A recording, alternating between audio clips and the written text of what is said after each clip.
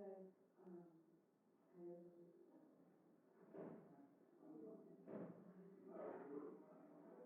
Sam Fox every day. Randy, you were talking about distortion.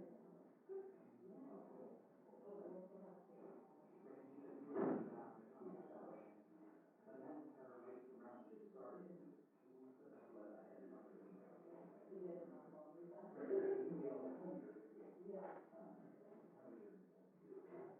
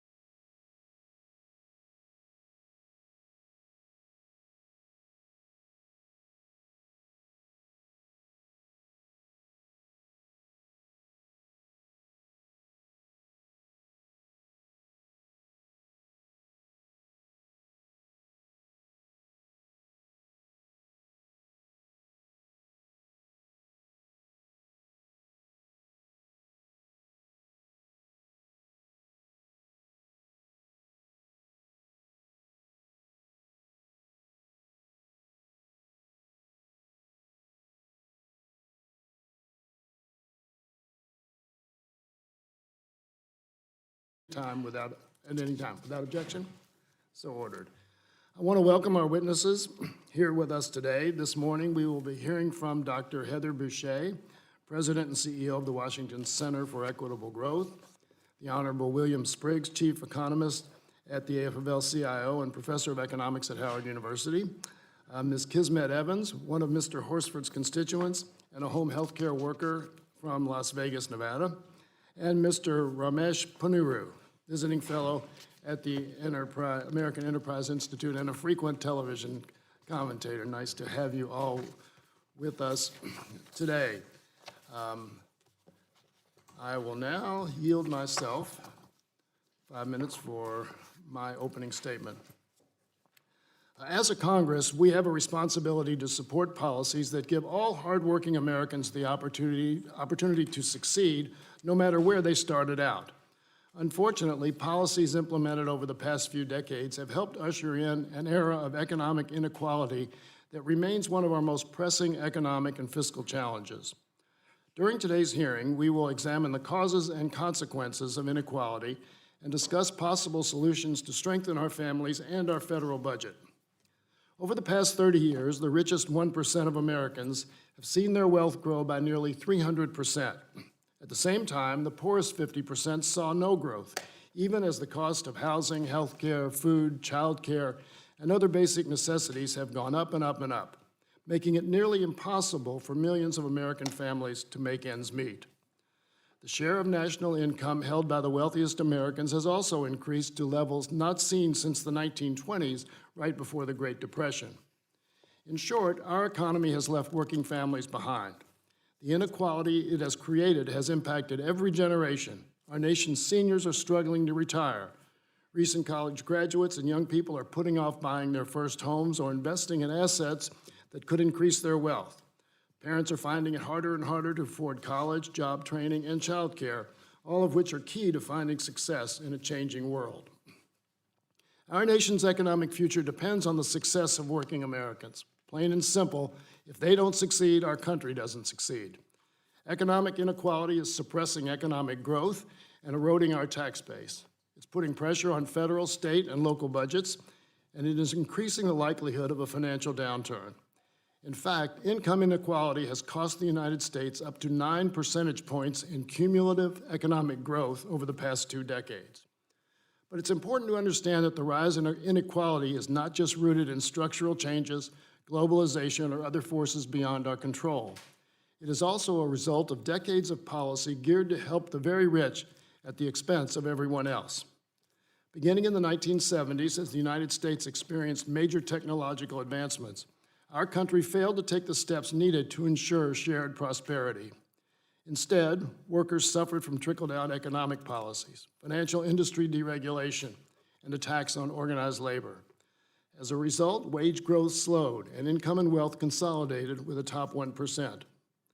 Unfortunately, here we are again. Rapid advancements in automation and artificial intelligence are set to reshape a broad swath of industries.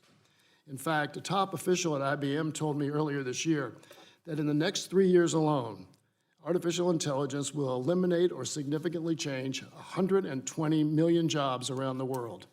120 million jobs in just 3 years. We need to make sure that the new industries of the future and the skilled workers they demand will call the United States home, not China or any other country. Instead, we just blew $1.9 trillion on the Republican tax law that overwhelmingly benefited the wealthy and did little to improve our nation's economy or prepare us for the future. Continued efforts to deregulate the financial industry and roll back consumer protections are endangering working Americans. Legislation aimed at weakening unions is spreading in state houses across the country, and we are setting a record for the longest period in U.S. history without an increase in the federal minimum wage. What's worse, the current administration is advancing policies that would expand work requirements and redefine poverty to make fewer people eligible for assistance, which in turn makes it even harder for them to succeed. America's greatest asset has always been our people, more specifically our workforce. And in this rapidly changing world, it is also our greatest opportunity. But the federal government must step up. We must make a national commitment to early childhood education and work to make college more affordable, raise the minimum wage, expand job training opportunities, and invest in the programs that help struggling families get ahead. We need to address our aging infrastructure by overhauling our crumbling roads and bridges, updating communication systems, expanding broadband services to rural areas, all while creating the new jobs of the future. And we need responsible tax policies that will ensure companies invest here in U.S. workers and in the new industries that will drive innovation for generations. We must do all of this and more, not only because economic inequality hurts American families and hinders their success, which should be enough, but because it also threatens our ability to compete in a rapidly changing global economy. I look forward to hearing from our witnesses on the importance of creating an economy that works for all Americans and strengthens our fiscal future. And now, just one UC request. I ask unanimous consent to submit a letter from First Focus on Children, along with 3 of their reports entitled Children's Budget 2019, Shortchanging Our Children Harms the Nation, and Implementing a Roadmap to Reducing Child Poverty. I ask unanimous consent to insert those all in the record. Without objection, so ordered. I now yield to the ranking Vice Chair, Mr. Johnson, for his opening statement. Thank you, Mr. Chairman, and thank you for your leadership here on the Budget Committee. And you know, there are many things in your opening statement that you and I actually agree on. I wish we could find on this committee more common ground as it relates to our core task, because it seems to me, Mr. Chairman, once again, our committee has convened a hearing that does not focus on what we are here to do, and that is to advance a budget and manage our ballooning national debt. The title of today's hearing is Solutions to Rising Economic Inequality, but I'm concerned this hearing is focused on the wrong premise, that income inequality can only be solved by redistributing wealth, increasing the minimum wage, and eliminating pro-growth, pro-family policies like the Tax Cuts and Jobs Act of 2017. Instead, we should be focusing this committee's time on policies that create jobs, increase wages, and expand opportunities for all Americans. Having lived in extreme poverty as a child myself, I am so grateful that we live in a country where Americans from all walks of life have the opportunity to improve their economic situation.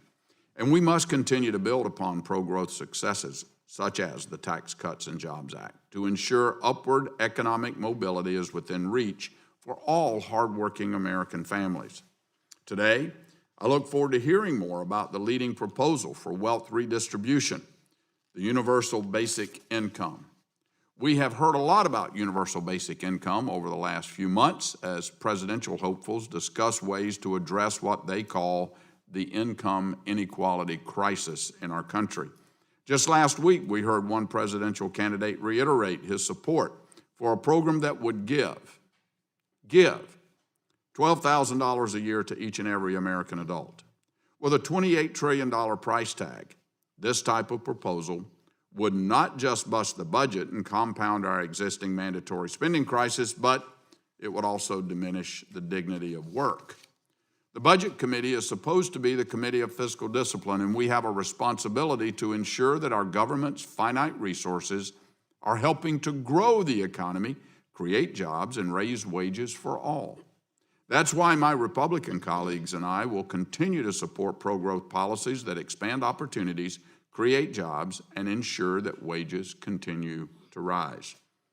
This past year was the first tax year under the new Tax Cuts and Jobs Act, and American families kept more of their hard-earned money.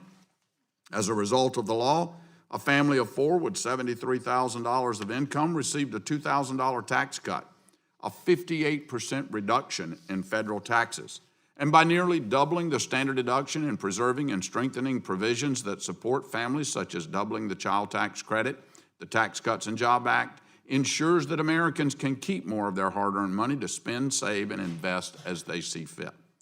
Families are seeing bigger paychecks, with the median income rising by 3.4% in 2018, and fewer Americans are living in poverty, with the poverty rate dropping from 12.3% to 11.8%, according to the latest Census Bureau data. Mainstream economists agree that strong economic growth is the key to increasing wages and living standards, so we should be doing all we can to ensure our current economic growth continues and expands.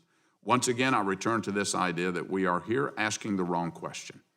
This hearing should not be about income inequality. Instead, it should be about policies that encourage economic growth to provide all Americans with more opportunities for upward mobility.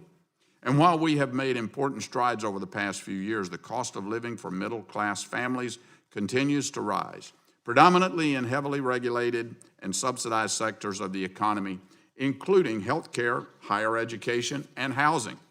Republicans stand ready to tackle the root causes of these cost increases so we can put the American dream within reach for more families across our great nation. Implementing free market policies to increase competition and drive down prices in these important sectors can build upon our current progress rather than exacerbating our problems by raising taxes and slowing economic growth. It is my hope that in today's hearing, we will discuss how we can help people succeed in our economy by enacting policies that grow the economy, create jobs, and boost paychecks for Americans from all walks of life. With that, Mr. Chairman, I yield back. I thank the gentleman from Ohio for his opening statement. In the interest of time, if any other members have opening statements, you may submit those statements in writing for the record. Once again, I would like to thank all of our witnesses for being here this morning. The committee has received your written statements, and they will be made part of the formal hearing record. Each of you will have 5 minutes to give your oral remarks. Dr. Boucher, you may start when you are ready. Thank you. Thank you, Chairman Yarmouth and Ranking Member Womack, for inviting me to speak today. It's an honor to be here. My name is Heather Boucher, and I'm President and CEO of the Washington Center for Equitable Growth. We seek to advance evidence-backed ideas and policies that promote strong, stable, and broadly shared economic growth. I'm an economist by training, and I'd like to summarize for you what the economics field has discovered about economic inequality in all its forms, income, wealth, and across firms, to name a few, and their effects on productivity and growth. To get to the punchline, what we found is that inequality constricts growth by obstructing, subverting, and distorting the processes that lead to higher productivity, greater output, and overall well-being. Let me start with the current economic situation. We are in the longest expansion in recorded U.S. history. The economy continues to add jobs month after month, and the unemployment rate remains historically low. But the strong headline numbers have not translated into the kinds of wage gains we'd expect to see for workers up and down the income ladder. As has been increasingly become the case over the past 4 decades, earnings for low and middle-income Americans have grown slowly or not at all, while incomes for those at the top, both in terms of income and wealth, have surged. From 1980 to 2016, those in the top 1% saw their incomes after taxes and transfers rise by more than 180%, and those in the top 0.001% saw their incomes grow by more than 600%. At the same time, those in the bottom half of the income spectrum saw only a 25% increase, according to research by economists Thomas Piketty, Emmanuel Saez, and Gabriel Zuckman. They further find that the richest 160,000 American families own a collective $11 trillion in wealth, or as much as the entire bottom 90% of the U.S. population. The U.S. Census Bureau and Federal Reserve likewise confirm that inequality by wealth and income are reaching record levels and continue to grow. Now, some argue that focusing on inequality is misplaced and that the most important goal is to grow the pie, just to focus on growth. To be very clear, the empirical evidence from the economics profession shows that this is wrong. There's a large and growing body of research that shows that we cannot create strong or broadly shared economic gains through a policy agenda that presumes that growth follows from allowing those at the top to reap the bulk of the gains. Our inequality-filled economy now grows slower than it did when we were less unequal. Today, we grow, over the past few decades, we've grown at an annual pace of about 1.3% compared to a larger 1.7% in the 1960s and 70s. So how do we get back to growth that is strong, stable, and broadly shared? Well, we need to confront the fact that we've spent decades systemically undermining the capacity of institutions that were set up to constrain and constrict inequality. We must reverse this. I encourage you to think about the structural effects of concentrated economic wealth and power by focusing on the following solutions. First, I encourage you to measure what matters, to focus not just on that aggregate growth number, but to look at what that means in terms of income gains across the income spectrum. The Measuring Real Income Growth Act, introduced by Representative Carolyn Maloney, would tell us what growth looks like for low, middle, and high-income Americans and allow us to design policies accordingly. Second, we need to rebuild institutions, such as unions, that are inclusive, broad-based, and diverse, and represent the voices of working and middle-class families. I'm sure Dr. Spriggs will discuss this in more detail. Third, we must address concentrations of wealth and power and the inherently subversive effects they have on our markets and economy through stronger antitrust enforcement and funding. Industries from healthcare to telecommunications to airline transportation are far more concentrated than ever, leading to growing monopoly power for the few firms left standing. This leads to lower wages for workers, higher prices for consumers, and less innovation. All of that is underscored by recent empirical evidence. Fourth, as my other fellow witness will undoubtedly testify, working people need support and laws that protect their opportunity to move ahead in life and to care for their families and their personal needs. They need a higher minimum wage. We also need to protect a worker's right to know their work schedule and other policies that allow them to address conflicts between work and family. Finally, the United States should join its international peers in offering a national paid family medical leave program. Core to this agenda is the need to rebalance the power between those that have access to resources and those who do not. The current situation cannot and has not provided a path forward for strong, stable, and broadly shared income gains across the income distribution. Thank you very much for your attention. Thank you for your testimony, and now recognize Dr. William Spriggs for 5 minutes. Thank you, Chair Yarmouth, for this invitation to speak, and to Vice Ranking Chair Johnson and members of the committee, good morning. I'm happy to offer this testimony on behalf of the AFL-CIO, America's House of Labor, representing the working people of the United States, and based on my expertise as a professor at Howard University in the Department of Economics. Income inequality is a challenge for the Committee on Budget.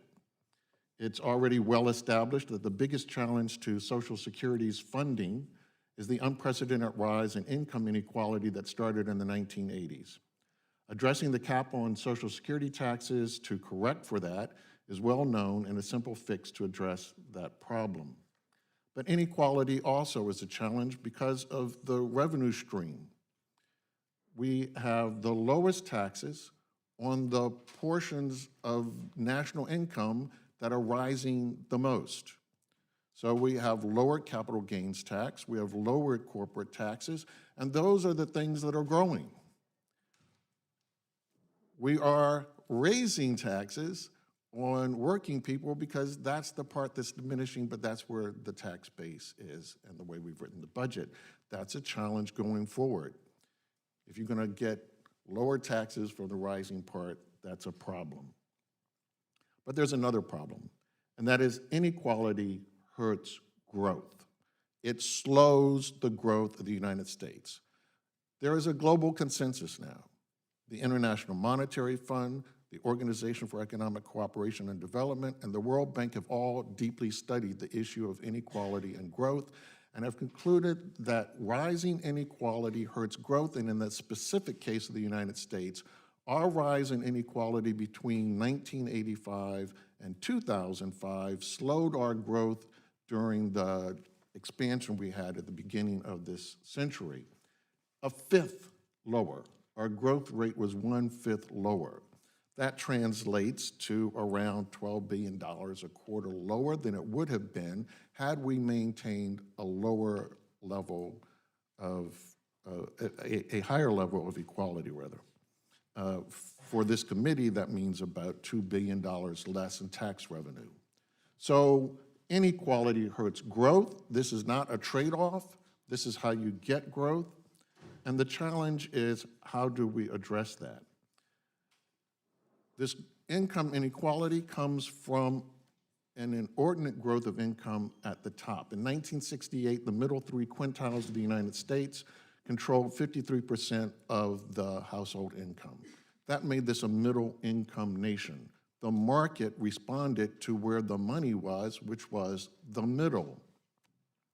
But in 1988, the share of income for the middle dipped to 50%. By 2004, half the income was with the top 20%.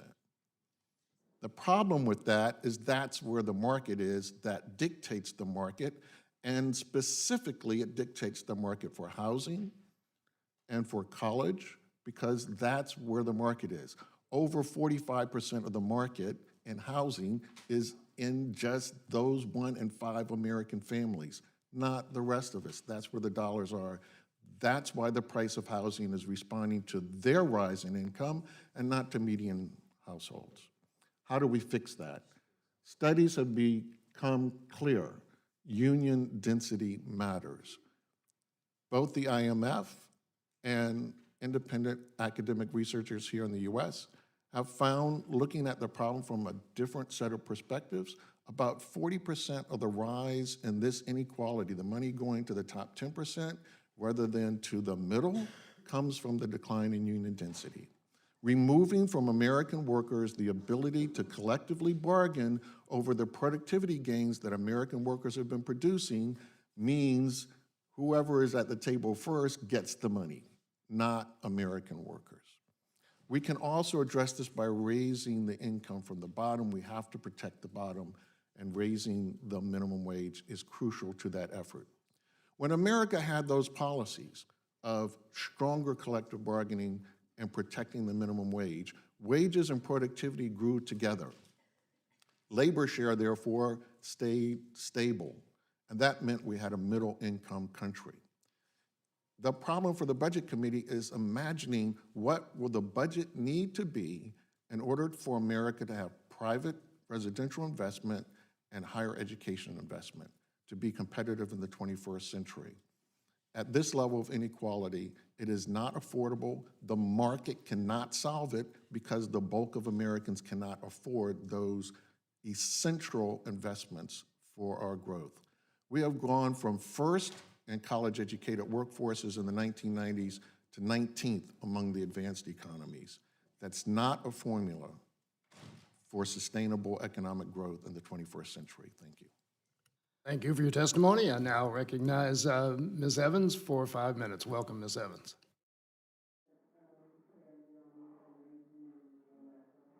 Today to talk about the budget and inequality that's going on. And a special thank you to Congressman Horsford, who represents my district in Nevada.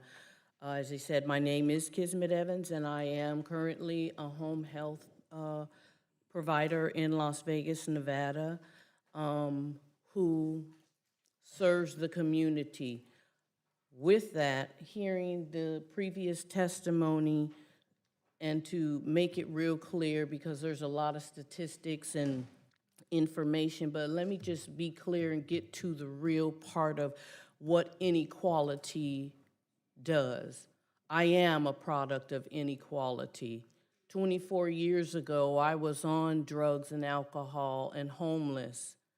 And through a program that gave me the resources, the information, the education, and the training necessary, I moved from that to become a business owner, receiving the California Peace Prize Award as a result of my work in the community with homeless people, with the underserved, and with the disenfranchised individuals who do not get the opportunity to become positive wage earners or receive a wage that allows them to care for their families properly, which results in them having to put themselves in compromising positions to do things that no one wants to do, but to make ends meet. These are some of the things that they end up putting themselves in.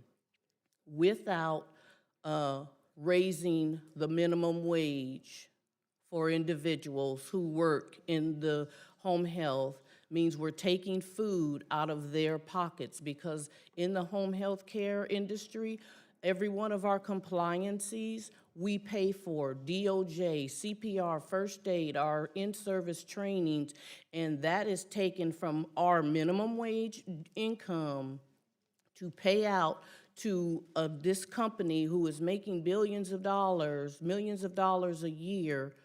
How is that not inequality to the family that's trying to provide a nutritional meal to their child, or who wants to be able to send their kid down the street to the camp so that they're not sitting home going stir crazy or having to be in a community which is unsafe for them, when they can be doing something that they enjoy doing, building them up, allowing them to live and become what they desire to be. We are smashing, we are stomping on, and we are killing people's who work in the low-wage industries' dreams of having something more, doing something more. Every American deserves to be able to have security, safety, pay their bills on time, know what life is going to bring to them instead of seeing nothing but darkness, no hope or anything. I know that with the increase, we're not going to get it today because it's an incremental process, but it's a start. And those people that become wage increase earners put back into the community, become, they're able to contribute to the revenue. They're better trained, they're better educated, which means that they're gonna take and they're gonna help somebody else and pull them along. We deserve an increase, not because we need more money, but because we wanna be a better citizen, a better mother, a better father. We wanna provide for our children and give them a future, because if we don't, we are only going to continue to see more mayhem, more crime, more prostitution. And it's not the elderly or the baby boomers or the seniors, it's our kids that are being subjected to these things because parents aren't able to make ends meet. We're leaving them out of this equation. And I'm just imploring on you guys today to, make this something that's a priority, that wage increase, and for all home health workers, anybody in the service industry has a better income to become a better person in society. Thank you so much. Thank you for your testimony. Mr. Bonner, you're now recognized for 5 minutes. Welcome. Thank you, Chairman Yarmouth, Ranking Vice Chairman Johnson, and distinguished members of the committee. It's an honor to be testifying before you. There is little dispute that inequality has risen since 1979, although some evidence suggests that it peaked in 2007 and has been falling since then. There is considerably more disagreement about how inequality should factor in our thinking about public policy. The view that prosperity should be broadly shared is widespread. Few of us would be satisfied with an economy in which average incomes are rising only because those at the very top were moving further up. At the same time, most of us think that rising living standards for most people are more important than the relative speeds at which different groups' living standards are rising. Many analysts have argued that economic inequality has negative effects that offer reasons to worry about it beyond its importance in itself. Some believe that greater inequality reduces economic growth. But these analyses are seriously disputed.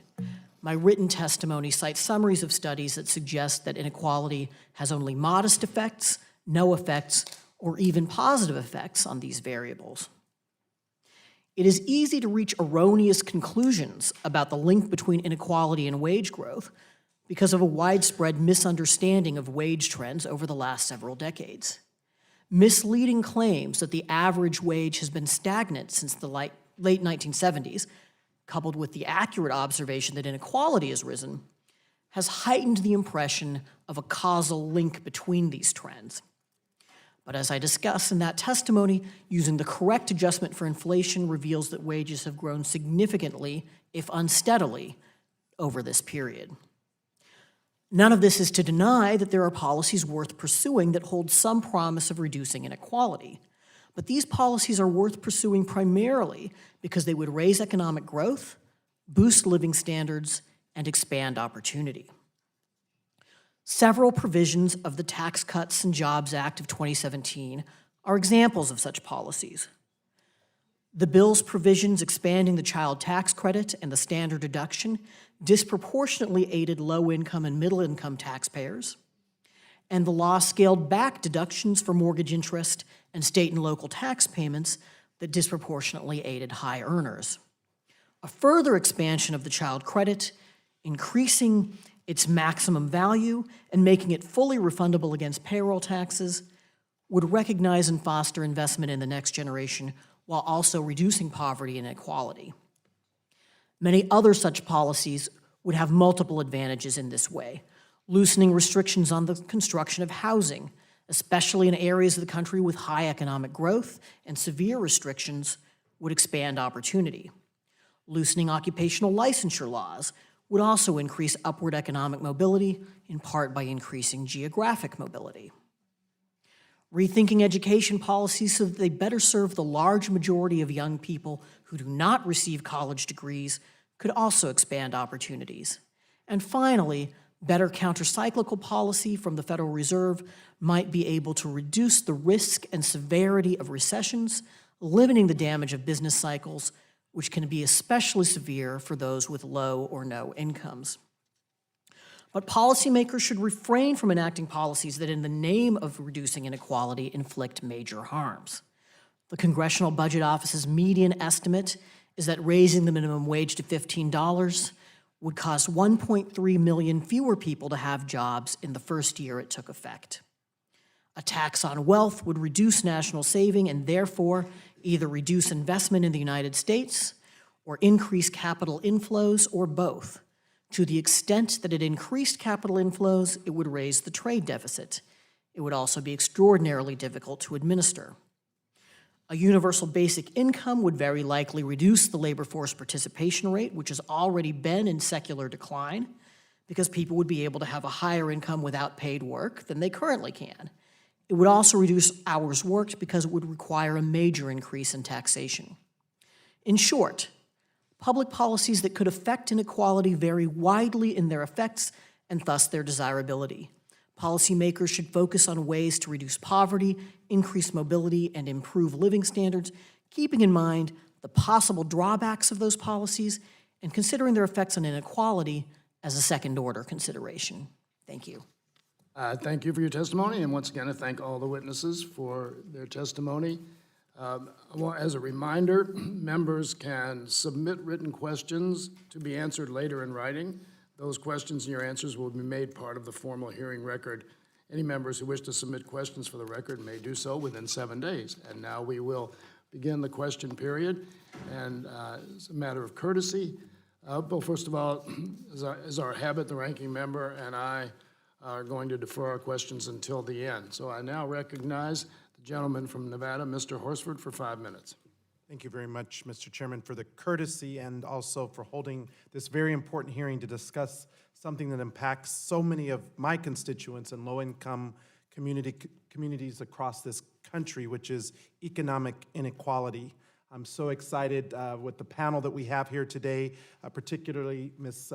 Kismet Evans, who is one of our constituents from our district. She is a leading voice and advocate for economic equality and fairness, and I am so delighted that you flew all the way across the country to bring your important voice to this perspective. I want to start off by highlighting the recent U.S. Census Bureau's annual report on income and poverty, which showed the importance of federal safety net programs in helping to keep millions of people from falling into poverty. Social Security benefits kept more than 27 million people out of poverty last year. SNAP benefits kept an estimated 3 million people from becoming poor. And yet the Trump administration recently announced a proposed rule related to SNAP eligibility that would negatively impact about 46,000 SNAP recipients in my state. When it comes to available affordable housing, which the panelists just spoke about, Nevada ranks as the worst in the country, according to the National Low-Income Housing Coalition.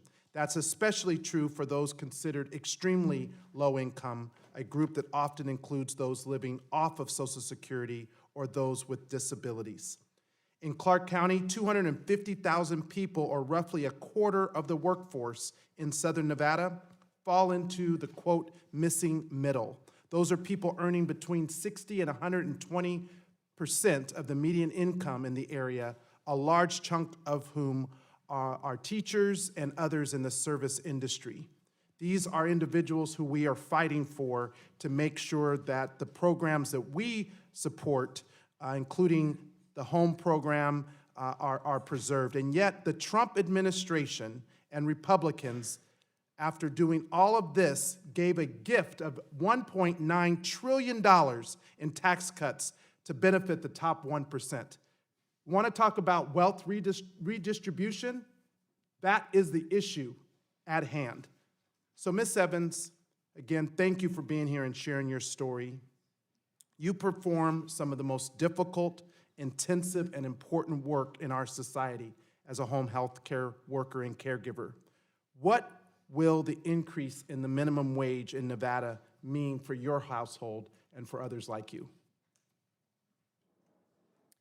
Thank you, Congressman, for that question. First of all, the increase is something that we won't see for a while because it's an incremental process. But knowing that we are looking forward and toward an increase from what we get already, because we pay out so much of our income for compliances just to be able to have a job. So if you don't pay those compliances, you don't have a job. So one, it would mean that we wouldn't have to take so much money out of our pocket to pay for those compliances, in addition to everything else that we have to pay for. We're looking for an increase so that we can become better, more attentive parents, provide better nutritional meals for our families instead of coming home after being out all night with someone else's loved ones, which it's an arduous yet blessed task to care for someone. However, when we get home, I know there's people that are like, the only thing that they have enough energy to do is pop a top ramen in the oven and give it to them. I mean, the microwave. So how does that, the pressures of being a low-wage a sigh of relief, we'll be able to breathe knowing that we'll be able to do more things with the income that we'll be receiving, because we won't feel so trapped. We won't feel like we have to compromise, minimize, or condone, or put ourselves in a compromising position to make ends meet. So those are some of the real issues, having to make ends meet in other kinds of manners is what I'm sure some of the people that I work with would love to not have to contemplate. Thank you. Well, this is a very important hearing. I also want to commend Congresswoman Lee, who has been a champion on addressing these issues of income inequality and poverty, and I know she has a number of blueprint policies that would help people like you and others that we're fighting for. Thank you, Mr. Chairman. Gentleman's time has expired. Now recognize the vice ranking member, the gentleman from Ohio, Mr. Johnson, for 5 minutes. Thank you, Mr. Chairman, and I too want to thank our panel for being here. I know you've taken time out of your busy schedules to come, and I appreciate that. Several things have already been said that I think I have to clarify, because the facts and the statistics just don't match up with what's been said. Mr. Spriggs, you talked about rising taxes on middle and lower income Americans, when in fact the Tax Cuts and Jobs Act did exactly the reverse. It lowered taxes on middle and lower income families. It lowered taxes for virtually all Americans. So I don't know what references you're using to get your statistics from, but the real facts don't match that. And when we talk about income and rising wages, There's always that claim that incomes are going up disproportionately for upper income wage earners than lower income wage earners. And I've been at both ends of that spectrum in my life. So I understand that dynamic. But here's what is never mentioned. It's never mentioned that the top 1% of Americans pay 37% of the taxes in this country. And it's also never mentioned that the top 50% of wage earners pay 97% of the taxes in this country, because taxes are proportional. They're percentage-based. The more you earn, the more you pay. That's the way the system works, and that's the way it should work. But let's get to some questions. Mr. Panuru, the Tax Cuts and Jobs Act increased the child tax credit from $1,000 to $2,000 and increased the standard deduction from $13,000 to $24,000 for joint returns. This provides a substantial tax cut for the middle class and helps reduce the cost of raising a family. So what do you think the impact of repealing the Tax Cuts and Jobs Act would have on American families? Repealing the Tax Cut and Jobs Act would be a substantial tax increase for many middle-class families. The act, as the Joint Tax Committee concluded, cut taxes for each income quintile roughly in proportion to the amount of taxes that each quintile paid. It was carefully designed to have this effect.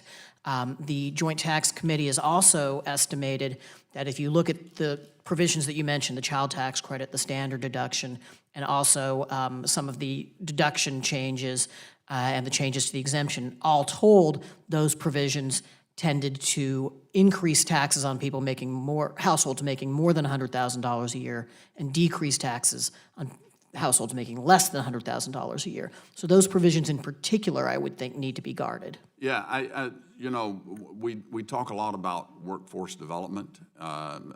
In the aggregate, America doesn't have a birth rate that is replacing the aging, retiring workforce, the 10,000 baby boomers per day that are retiring. One of the provisions of the Tax Cuts and Jobs Act that encourages families to have children and to grow their families if they want to is the child tax credit. So what are your thoughts on what the Tax Cuts and Jobs Act did to the child tax credit? I think that was an extraordinarily positive development in the tax code. And I think that the crucial thing in what you said was if they want, because we do have evidence spanning decades now that Americans would like to have more kids than they end up having, to the extent that some of this is economically based and some of it is based on being overtaxed. That's something that public policy can and should address, and in the Tax Cut and Jobs Act did address. Okay, I've got 20 seconds. I want to ask our other witnesses just real quick. It's a very quick yes or no answer. Do you think it was beneficial for American families that the Tax Cuts and Jobs Act doubled the child tax credit and dramatically increased the standard deduction? Dr. Boucher, yes or no? That's an important policy, but it's an incredibly high price to No, pay I need a yes for or no, 'cause I got the increase in 15 deficit that we're seconds. going to see Yes or and the no? way that taxes are going to go up for those Yes people or in no? the future. Dr. Spriggs, do you have an answer to that? Because you didn't make it refundable, no. Okay, how about you, Ms. Evans? No. And would you all support repealing those provisions? Ms. Evans? Yes. Yeah? It has to be fixed. No, The yes child or no? tax- Yes or no? Would you I support would repealing those? repeal it because you have to make it refundable. Okay, Dr. Boucher? You need to fix the tax code, and I agree with Dr. Spriggs that making it refundable is absolutely paramount. Okay, I yield back, Mr. Chairman. Gentleman's time has expired. Now recognize the gentleman from Massachusetts, the chairman of the committee, Mr. Moulton. Thank you, Mr. Chairman. America is founded upon the idea of equal opportunity. It's our nation's guiding principle. It's the manifestation of freedom. The single guiding phrase of the American Revolution, it has often been said, is that great Jeffersonian line from the Declaration of Independence, all men are created equal, which we, of course, know now includes not just men. Now, America is not a country of equal results. We thrive on free competition, and we know that some will have greater success than others. But if we don't start with equal opportunity, we cannot live up to our fundamental values and principles as a nation. Therefore, I believe the most important question before the committee today is whether rising economic inequality is due to a lack of opportunity, whether we are a country of equal opportunity or not. My colleagues across the aisle seem to think that opportunity in America is just as equal as it needs to be. They like to say two things about the problem of rising economic inequality, and we heard both from the vice-ranking member in his opening statement. The first is all we need to do is grow the economy, simply grow the economy we already have. Now, this would make sense if the current economy lived up to our ideals, that principle of equal opportunity. So we should investigate this. The second thing Republicans like to say is that this entire conversation about economic inequality is about redistributing wealth. And since they believe we shouldn't do this, we should not even have this conversation, or as the vice-ranking member stated, we shouldn't be holding this hearing. But redistributing wealth is about equal results, not equal opportunity. I'm a proud Democrat, and that's not what I'm here to talk about. So to directly address the two Republican concerns on the table, if you want to, one, grow the pie more, and two, you don't want to redistribute wealth, then it seems to me the only remaining option is to ensure that opportunity in America truly is equal. So let's discuss whether opportunity in America is equal or not, and whether making economic opportunity more equal, in other words, living up to those ideals in our founding documents, would help address rising economic inequality. Dr. Boucher, to begin with you, research by Professor Raj Chetty of Harvard finds that there is a very strong relationship between parental income and the future income of their children. In other words, economic inequality is not equal, but strongly inherited, and it's a generational problem. Why does growing economic inequality leave the lowest income families more at risk of generational poverty? Well, 2 points. First, one of the things that we learned from Chetty's research that he concluded is that if you look over the period, over the past few decades, children who were born in the middle part of the 20th century, about 90% of them grew up to earn more than their parents. Kids born in 1980s, 90% are not growing up to earn more than their parents. And that decrease in absolute mobility over that time frame is not due, we could not have altered that outcome even if the economy had grown more. In fact, 70% of that decline in upward mobility was due to the rise of inequality. As he put it, it's because the rungs on the ladder have become further apart. So it's important that we connect the dots between how inequality is actually making it impossible for there to be economic opportunity. A second point from Raj Chetty's work, he has this really interesting study on patents he did with a bunch of colleagues. They found, they had data connecting what someone makes as an adult and whether or not they have a patent with their third grade math test scores and their parents' income in third grade. They found that children who scored high on their third grade test scores more likely to grow up and get a patent.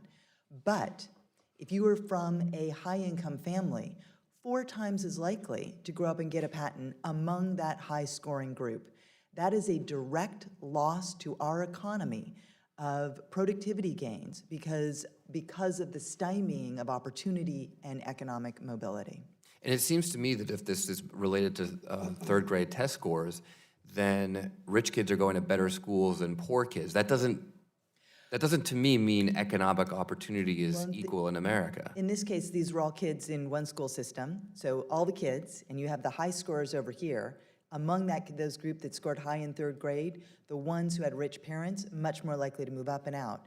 So even if the school systems were equal, which we all know that they aren't. So even among children in the same school system, that inequality is creating a pipeline across someone's life, and it is that we need to be thinking about and connecting the dots on. Thank you, Mr. Chairman.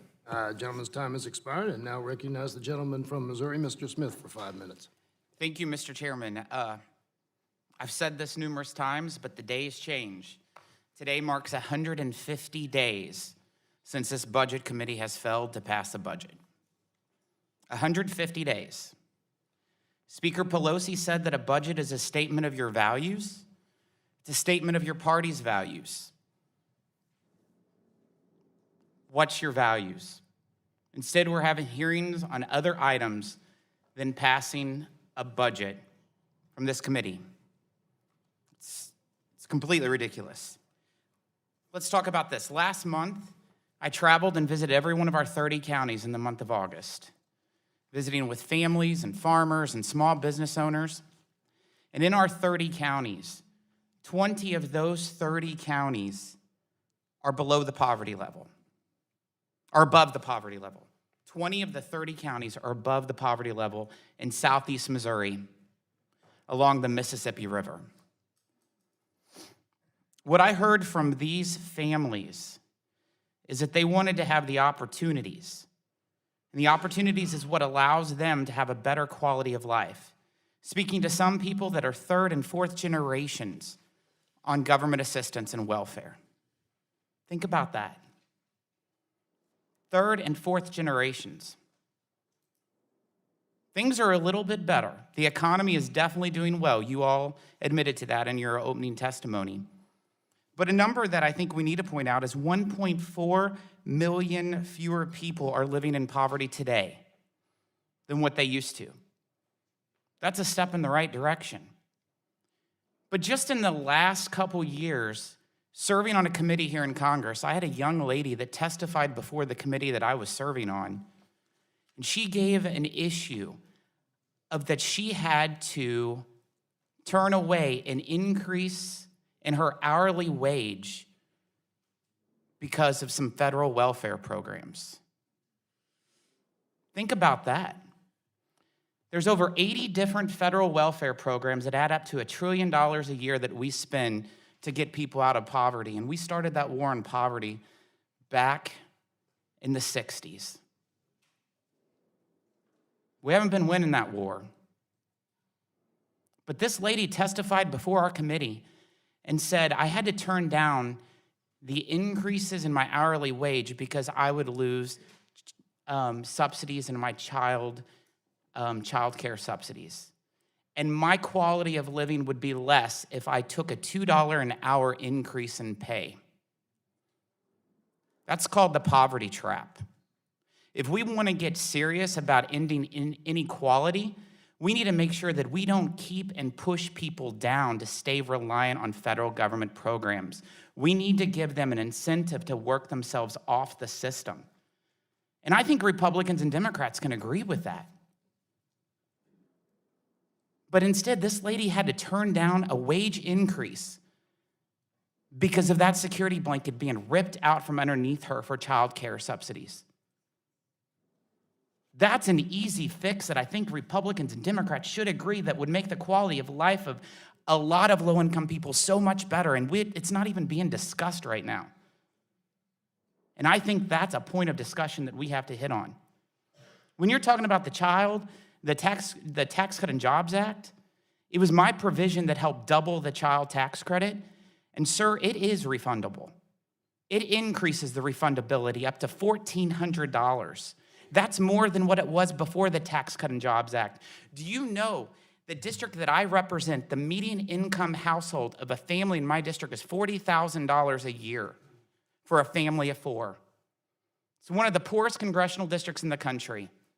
But you know what? Under the Tax Cut and Jobs Act, those people in southeast Missouri and the Boot Hill of Missouri, my friends and neighbors, the place I've called home for 7 generations, by the changes to the Tax Cut and Jobs Act of doubling the standard deduction from $12,000 to $24,000 for a husband and wife, and doubling the child tax credit from $1,000 to $2,000, guess what? They don't have to pay 1 cent in federal taxes if they make $55,000 or less. And that's under the Tax Cut and Jobs Act. That is a real impact to the door greeter at Walmart in Salem, Missouri. That's a huge impact to the cashier at Schnucks in Farmington, Missouri. And so for you all to say that you don't want that to be supportive, go talk to the people on the front lines that's barely able to buy their prescription drugs, that's working at Schnucks and Walmart and the AT&T stand at the mall on Cape Girardeau. So if we want to get serious about inequality, I gave you one way that we can start. Mr. Chairman, let's try to all work together.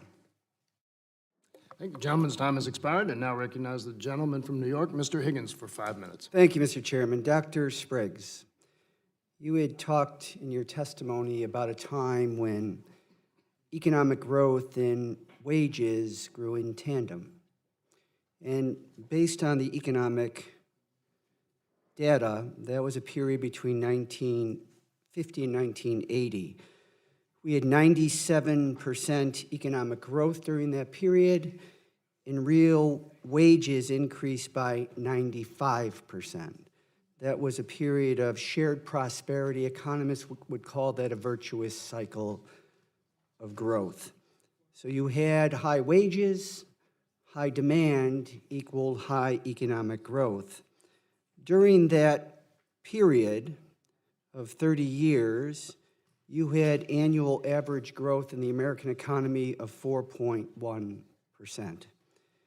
That wasn't coincidental. That was a period of time where American corporate leaders believed that it was their responsibility to balance the interest of all the stakeholders in the American economy. So it was the shareholders certainly that benefited, but it was also the managers, the workers, and the communities within which these large corporations operated. And if you look at the testimony of the CEO of GM, of DuPont, of General Electric, of Standard Oil, of Coca-Cola, their themes were all consistent. They thought it was their responsibility to help balance the economic interests of all the stakeholders. In 1962, an economist from the University of Chicago by the name of Milton Friedman wrote a book called Capitalism and Freedom, which was taught in a lot of American business schools, Harvard, Stanford, and many others. And he basically argued that forget about all those stakeholders. What you should do as a corporate leader is push all the profits to the shareholders. Forget about the workers, forget about the communities, forget about your responsibility that you yourselves once accepted was yours. What happened during that period, 1980 to 2019? You had economic growth of 94% and real wages increased by 9%. 9%. It was a 39-year period. The average annual growth in the American economy was 2.8% versus 4.1% when wages were higher. In the past 20 years, 84% of the growth in the American economy went to the top 1%. That means, unless anybody on this panel is part of the top 1%, 16% of the growth in that 20-year period went to the rest of us, 99%. We just gave away a massive tax cut to American corporations. We were told by the White House Council of Economic Advisors that each household would receive $4,000 to $9,000 annually as a result of that tax cut. That didn't happen. It's not going to happen, and it never was going to happen. In fact, we have a president that is in a trade war who has imposed a tariff tax that, according to a conservative economist, Mark Zandi, from Moody's Analytics, will cost each American household $1,000. $1,000. The Trump administration and the corporate tax cut has added $3 trillion to the national debt. We will have this year, next year, the year after, a budget deficit of more than $1 trillion. So every dollar, we'll be $1 trillion short for every budget year. It seems to me that the way to deal with income inequality is through tax policy. Mark Zandi, also, again, a conservative, he said for every dollar that you give away in the corporate tax cut, you can expect to recapture 32 cents. The loss in investment from the corporate tax cut is 68%. 68%. So those who argue here on the margins that middle-class taxpayers have benefited from this, you have to do that within the context of the history.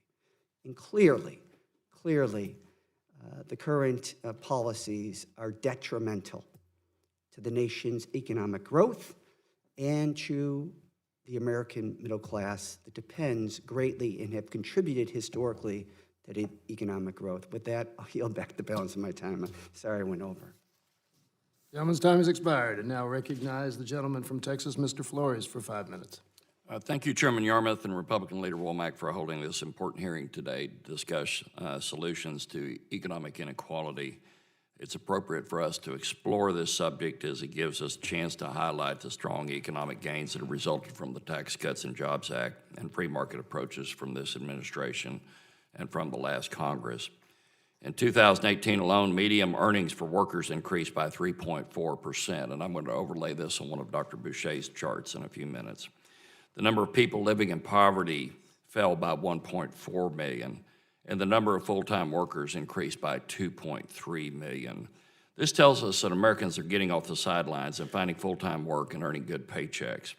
In fact, the Federal Reserve in Atlanta recently reported that over the last year, low-wage workers in the bottom 25th percentile have experienced the fastest rate of growth and pay increases of 4.4%, higher than the 3.4% average of all workers.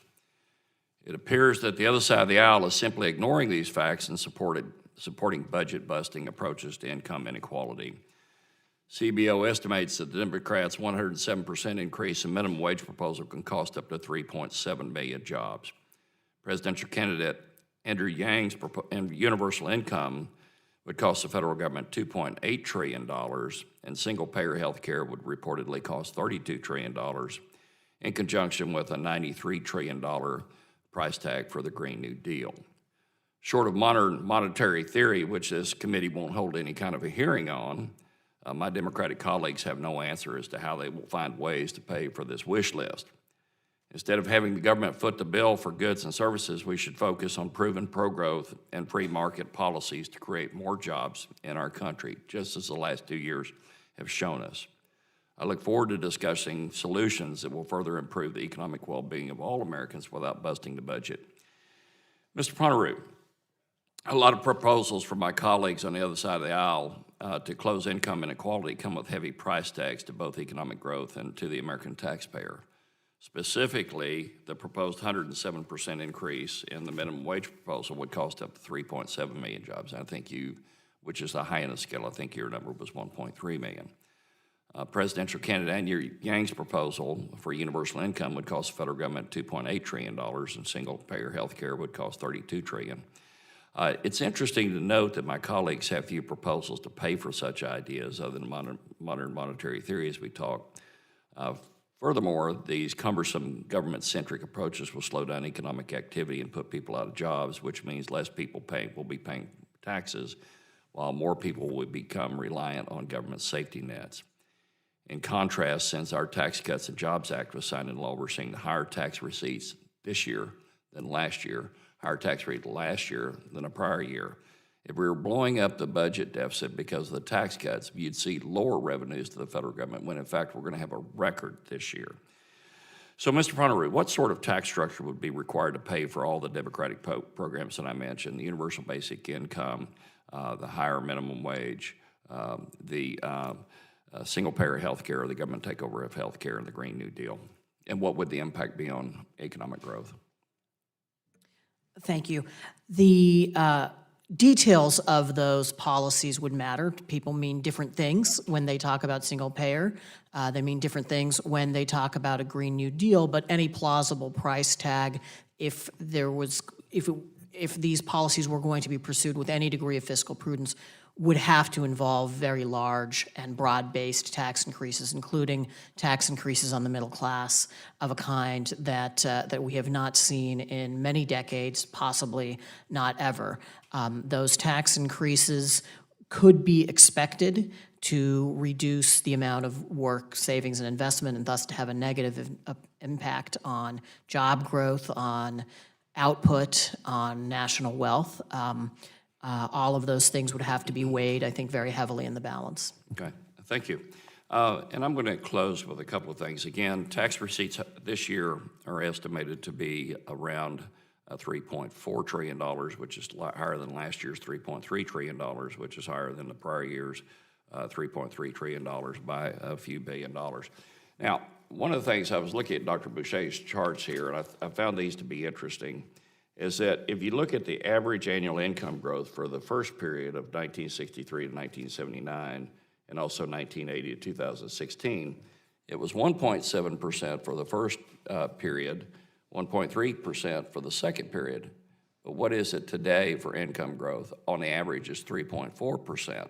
So higher than either one of those periods. That's how you solve economic growth. That's how you make economic growth higher and you address all wages. Now, the lowest economic growth is over here on the left-hand side. And under this chart, the assertions were that it was higher for the lowest part of the workforce and lower for the higher part of the workforce. And then the inverse happened during the second period. But today, what's interesting is it's 4.4%, which is the highest of all the income groups over the last 2 years. So I think this proves that the Tax Cuts and Jobs Act, with modern regulatory policy, creates better economic growth for all boats. And this, I'll close with President Kennedy's statement that he made back in the 60s. Rising economic activity lifts all boats. And what did he do to get there? He cut taxes. Thank you. I yield back. Gentleman's time has expired, and I would like to let him know that we do intend to have a hearing on essentially modern monetary theory. It's going to be called Does Debt Matter, which is essentially what we're talking about. So you'll get your chance to discuss that, absolutely. Now recognize the gentleman from New York, Mr. Morelli, for 5 minutes. Thank you so much, Mr. Chairman, for holding, I think, what's a really important conversation, and I appreciate the comments by all my colleagues, and I particularly appreciate the comments by the witnesses. I did, I find this topic fascinating. Unfortunately, I didn't really do well in economics when I was in college. I think I wasn't in the classroom nearly enough as I should have been. I wish I had known better, but so I'm trying to get caught up. I was interested, Dr. Boucher, in some of the charts that you presented. For instance, the one that shows you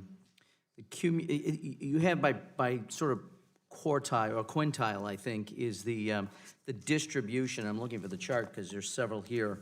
But I was just curious, what's the optimal distribution? You have sort of what the distribution is and what it's been over the last 40 or 50 years in terms of distribution of wealth, distribution of income. Is there an optimal chart that we should look for, or a target that we should be, whether we decide to do something, do nothing? But what would that look like in your mind? That's a great question. Thank you.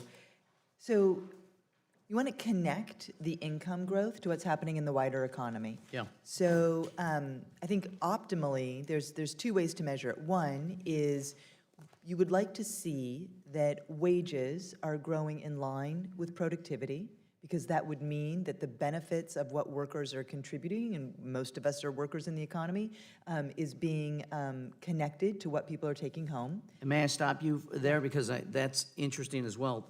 Talk to me, because that is one of your charts as well in here. It shows the divergence as it relates to productivity. I'm going to find the page here. I think it's the third chart that I looked at. Worker pay has lagged behind productivity. Before you go on, could you just describe, first of all, the definition of productivity, because I think this is important. It seems to mean different things to different people, but I know there's an economic definition. Obviously, I know what hourly compensation is for workers. Could you just talk about productivity, because I have a follow-up question to that. I mean, in its most basic definition, it's how much, in terms of goods and services, are being produced per worker hour. So It's how productive we are, right? How many clients people are serving, or what quality of work is happening. So can I stop you before, and I'm going to let you finish what you started earlier, but I noticed that the big divergence happens around 1978, 1980. And I know that former Fed Chair Alan Greenspan talked about this. What's happening? Why is this different? It's not that chart, but I think it's probably the next one. Yeah, there you go. Thank you for putting that up. So it just seems to coincide to some degree with the development and the growth, and this may be completely wrong, but just terms of the growth of technology, particularly around productivity tools, technology of the microchip and is that something that economists look at? Is that it just happened to be coincidental? Is that not what has somewhat contributed? Because this is output for number of hours worked, whereas if you have a factory now that has double the output, fewer workers and robotics are doing more of it, that would contribute to it. Is that right, or is that not right? Well, certainly, but that was also happening in decades before, But right? has there been an acceleration in, and I'm not trying to be argumentative, No, believe it or not. it's a good question. You're saying that because. No, I'm asking. Yeah, well, so your question is, if our economy is more productive, if because of computer chips you can produce things in twice as many things in half as much time, the question is whether or not the workers that are still participating in that process get any of those gains, or do those gains only go to people at the very top of the income distribution? And so what we saw prior to 1980 is that even when technology made workers more productive, they shared in those gains, where now workers do not share in those gains. Those gains go almost exclusively to people at the top. And that is encapsulated the fundamental question of our times. And so the other chart that I had in my testimony showed that in the period in the 1960s and 70s, when the economy grew, families all across the income distribution saw their incomes grow at about the same rate. That's the, if I might interrupt, and I apologize, got run out of time here. That's the income gains widely shared in early post-war decades, but not since then chart that shows the divergence, again, around 1980. I mean, it's... And I think it comes down to how we reconceptualize the importance of the institutions that constrain the rise in inequality. Everything from unions to antitrust to how we thought about taxes. There was a change in mindset about whether or not it was policymakers' roles to create institutions and to support institutions that make sure that everybody has a level playing field, rather than allowing a few to increasingly reap the disproportionate gains of growth. So it wasn't one thing, it was all of these things happening together, a shift in how we thought. Thank you. I apologize for exceeding my time, Mr. Chair. Thank you. Quite all right. The gentleman's time has expired. I now recognize the gentleman from Texas, Mr. Crenshaw, for 5 minutes. Thank you, Mr. Chairman. Great to be at this hearing. And it's great because it exposes two very different ways of thinking about our economy, opportunity, and the mutually shared goal of overcoming poverty. So on the one hand, you have a deep and persistent focus on inequality. It's defined as the gap between the rich and the poor. And at first glance, that seems pretty reasonable. But in reality, it means you're dividing your attention. Half your attention is focused on protesting the wealthy, and these days that seems actually where most of the attention is. And that leaves only a small amount of focus on the real issue, which is people in poverty and their ability to move up the economic ladder. And this is the kind of backwards thinking that leads to ideas like Andrew Yang's, where we raise taxes on the rich only to give it right back to them in the form of universal basic income. It's hard to imagine a more inefficient and ineffective way to reduce poverty. So as a conservative, our approach is different. Instead of creating resentment against success, we focus on who actually needs our help, which is the people who are having trouble moving up the economic ladder. After all, the fact that there's a much wealthier person down the street from you is not the problem. The problem occurs that if you can't find opportunities even when you make all the right decisions. So the first step to understanding any problem is to get to the truth. Mr. Ponuru, I want to go to you on this. We've heard inequality is worse than ever. Is that true, especially if we use a more accurate measure of inflation and account for welfare programs and cash transfers? No, it does not appear to be true. The Congressional Budget Office's reports on the distribution of income suggest that income inequality peaked in 2007, that it has been falling since then. And so we are, I think, to some extent looking at a problem in the rearview mirror. Of course, that could change. Maybe next year's numbers will be different, but the trends over the last decade or so have been towards shrinking inequality. And then let's talk about the people we really want to help, those in the bottom quintile of earners. So let's find out who they are. So can you break that apart demographically? I mean, who are the people in the bottom quintile? Maybe that helps us focus our problem setting here. So people in the bottom quintile, and differ from people in the other quintiles across a variety of measures. One of the more important things to look at is the number of workers in the household. The top quintile is going to be much more likely to have 2 earners in that household, and the bottom quintile is much more likely to have 0 earners in the household. Obviously, that's going to make a huge difference in how much income you've got. There's also the question of age. If you're retired or if you're young and in school, you may very well be in the lowest quintile. Doesn't mean you are always going to be in that quintile or always were. Lifetime inequality is lower. Right, so it's possible that we're placing a teenager who lives with their parents in the bottom quintile of earners and saying that, okay, that's 1 extra person in the under the poverty line, right? Statistically speaking. Right, inequality seems to have increased however you measure it, but it is, I think, important to have that perspective. Right. It also turns out that 56% of Americans will at some point in their lives be in the top 10% of earners. 73% of Americans will be in the top 20% of earners in their lifetime. It's an amazing statistic. Doesn't mean we can't always do better, but it's an amazing statistic. It also turns out my colleagues are right that the middle class is shrinking. It's just not in the way that they think. Turns out the data shows the middle class is shrinking because they're moving up into higher income households over time. This is all good news. Doesn't mean we can't improve. The point is that the rhetoric about inequality is not only inaccurate, but it's just flat out unhelpful to the people we're actually trying to help. So let's talk about solutions really quick. We want to empower people to rise up instead of disempowering them with more handouts. And how do we do that? And you don't need to take my word for this. Okay, Mayor Bloomberg, okay, prominent Democrat, studied this extensively with 30 different pilot programs. And what they found is there's different solutions for different kinds of poverty, and they're localized solutions. We have to be thinking about it that way. So back to you, Doctor. How else can we empower people to rise up? You talk about occupational licensing. You know, I have a constituent in my district. Her name is Ashley. She owns a hair wash and style company. She can't find stylists because Texas requires 1,000 hours of licensing to wash and dry hair. Okay, I learned how to free fall out of an airplane at 30,000 feet in less time than that. That's crazy. Can you talk about more solutions like that? You mentioned housing. What kinds of deregulation? What kind of vocational training can we be working on so that we empower people to rise above their current economic status? So I think with this little time I have here, what we should be doing is focusing specifically on mobility, opportunity, and fighting poverty, not as much on inequality per se, and identifying barriers often created by the government that we can get out of the way. Gentleman's time has expired. I now recognize the gentleman from Michigan, Mr. Kildee, for 5 minutes. Thank you, Mr. Chairman, for recognizing me and for holding this very important hearing.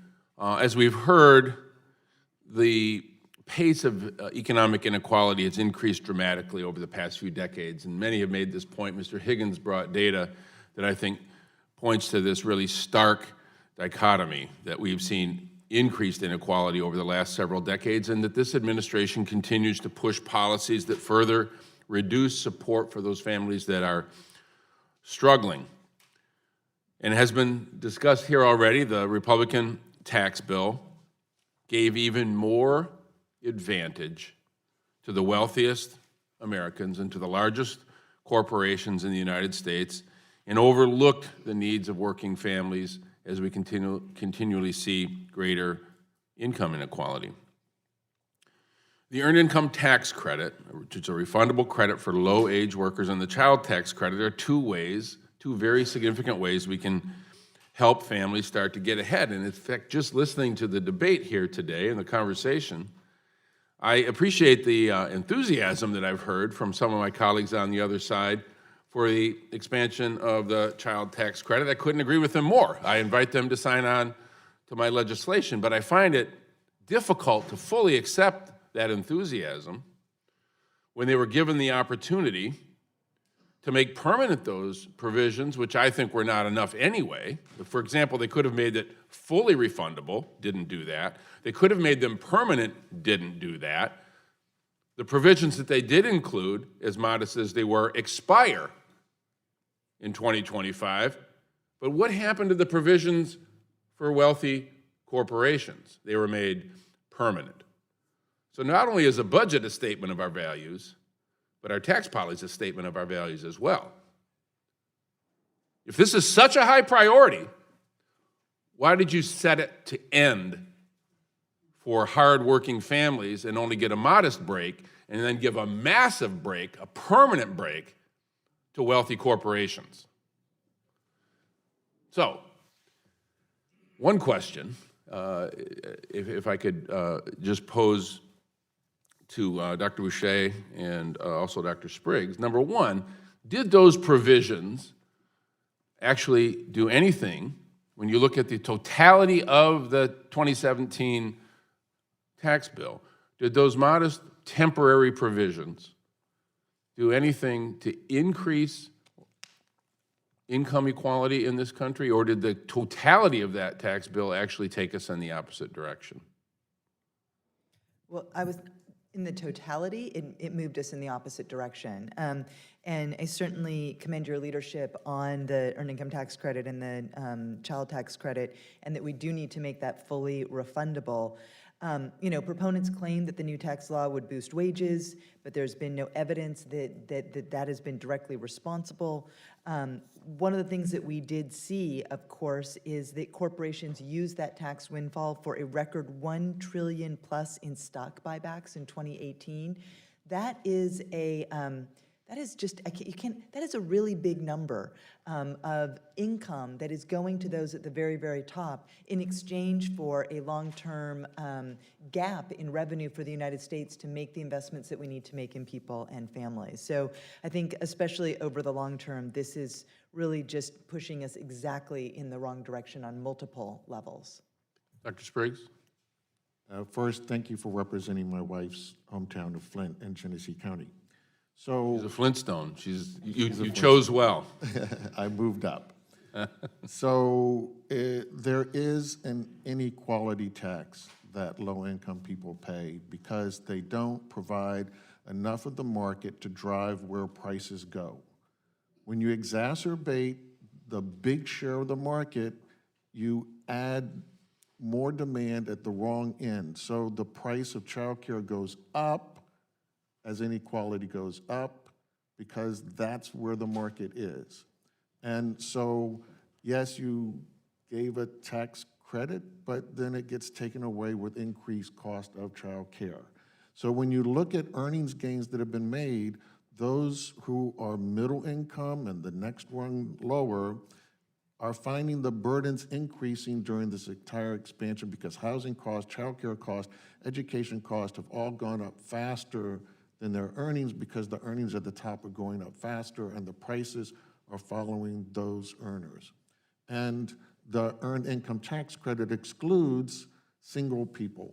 Right. They are currently being taxed into poverty. And the Working Families Tax Bill, which corrects the earned income tax credit excluding these workers and fixes the issue that the child tax credit should be fully refundable, are important steps to restore the balance that's in that bill. And as you pointed out, if corporations need a permanent cut, working people need a permanent cut. Thank you very much. I've exceeded my time. I yield back. Thank you. Gentleman's time has expired. I'm going to have to leave in just a minute to attend a conference committee on the Defense Authorization Act and make a statement. Mr. Horsford is going to chair. But before I leave, I just wanted to thank all the witnesses again, as well as the members for your testimony. And I wish I could stay around, but I was going to be able to come back, but it looks like we're not going to have enough members to make that possible. So with that said, I now yield 5 minutes to the gentlelady from Connecticut, Ms. DeLauro.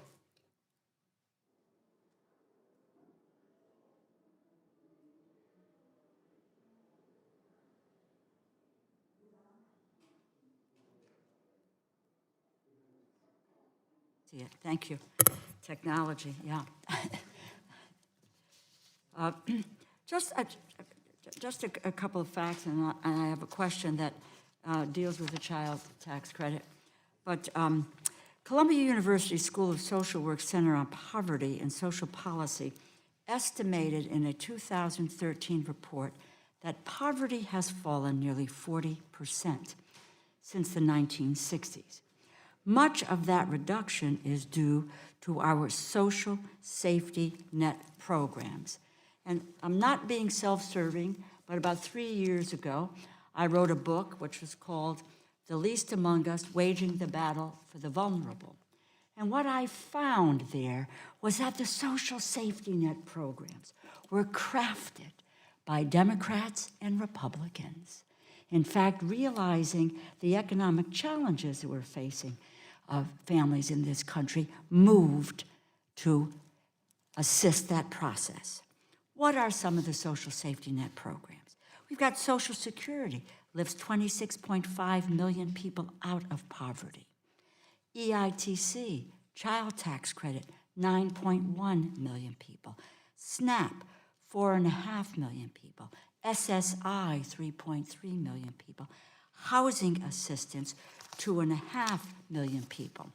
Now let's take a look at what my colleagues on the other side of the aisle are interested in doing.